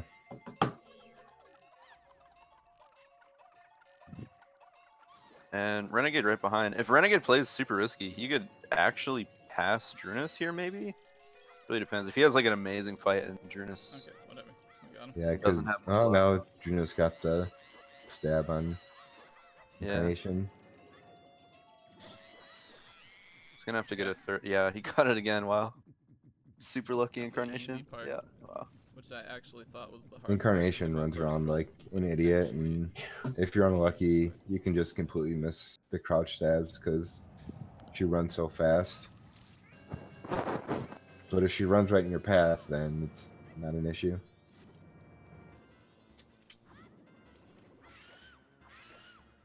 Junis having a little issue hitting Wrath for the first time. What's he doing? Timing seems He's going okay. around behind him. Okay. Alright, we did it. Okay, good job. Nice. That's a nice PB there. GG. 334.40. Nice. Shank him in his ankles, boy.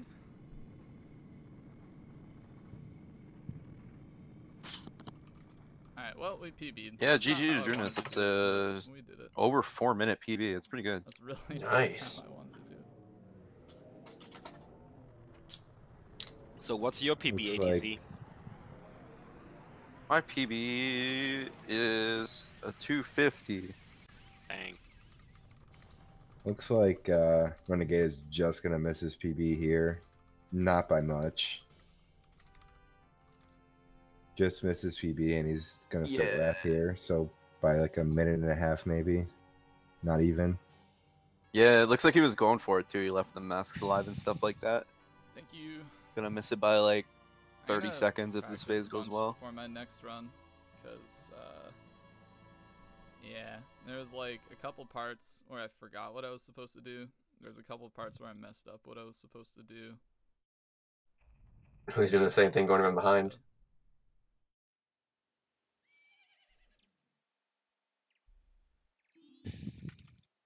Yep. And yeah, GG to 335. Renegade.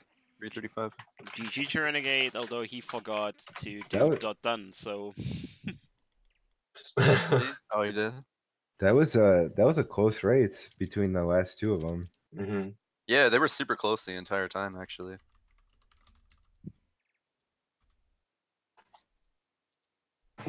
Renegade actually forgot to do dot done, but that's fine.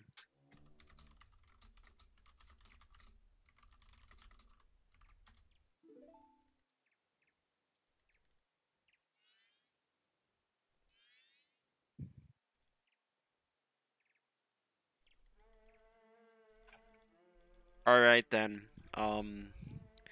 guys, since it's Renegade, yeah. Not done. So guys, yeah, since it's 4:15 in the morning, I want to say You need to stay up for longer. I hope it's okay if I say I'm out for now. Yeah. I think it's fine. And I hope you enjoyed everything that you saw tonight. Thanks again, and big shoutouts to ATZ and Krim for doing the commentary. Because it was actually great. I don't know jack shit about MM, as I mentioned quite a few times before. And I learned a little bit today, so shoutouts to the two of you. No problem. It was fun. Yeah, I enjoyed it. I'm Thanks for glad to having hear me. that. Alright. Shoutouts to Thanks you. for having me, letting me run a little marathon. That was great. Really enjoyed it, even though it's a really bad run, but it was fun. Thanks for coming on for the interview, Zuner. And GG on the second place. Yeah, thanks. I'll probably go ahead and head out now. Alright. We are heading out as Right. well, so thanks everyone for watching. Shoutouts to everyone that participated in streams today. We had 4 of them today, so plenty of streams. And yeah, GG. Thanks for watching. GG. Bye bye. Yeah, I'm GG. gonna cut it there.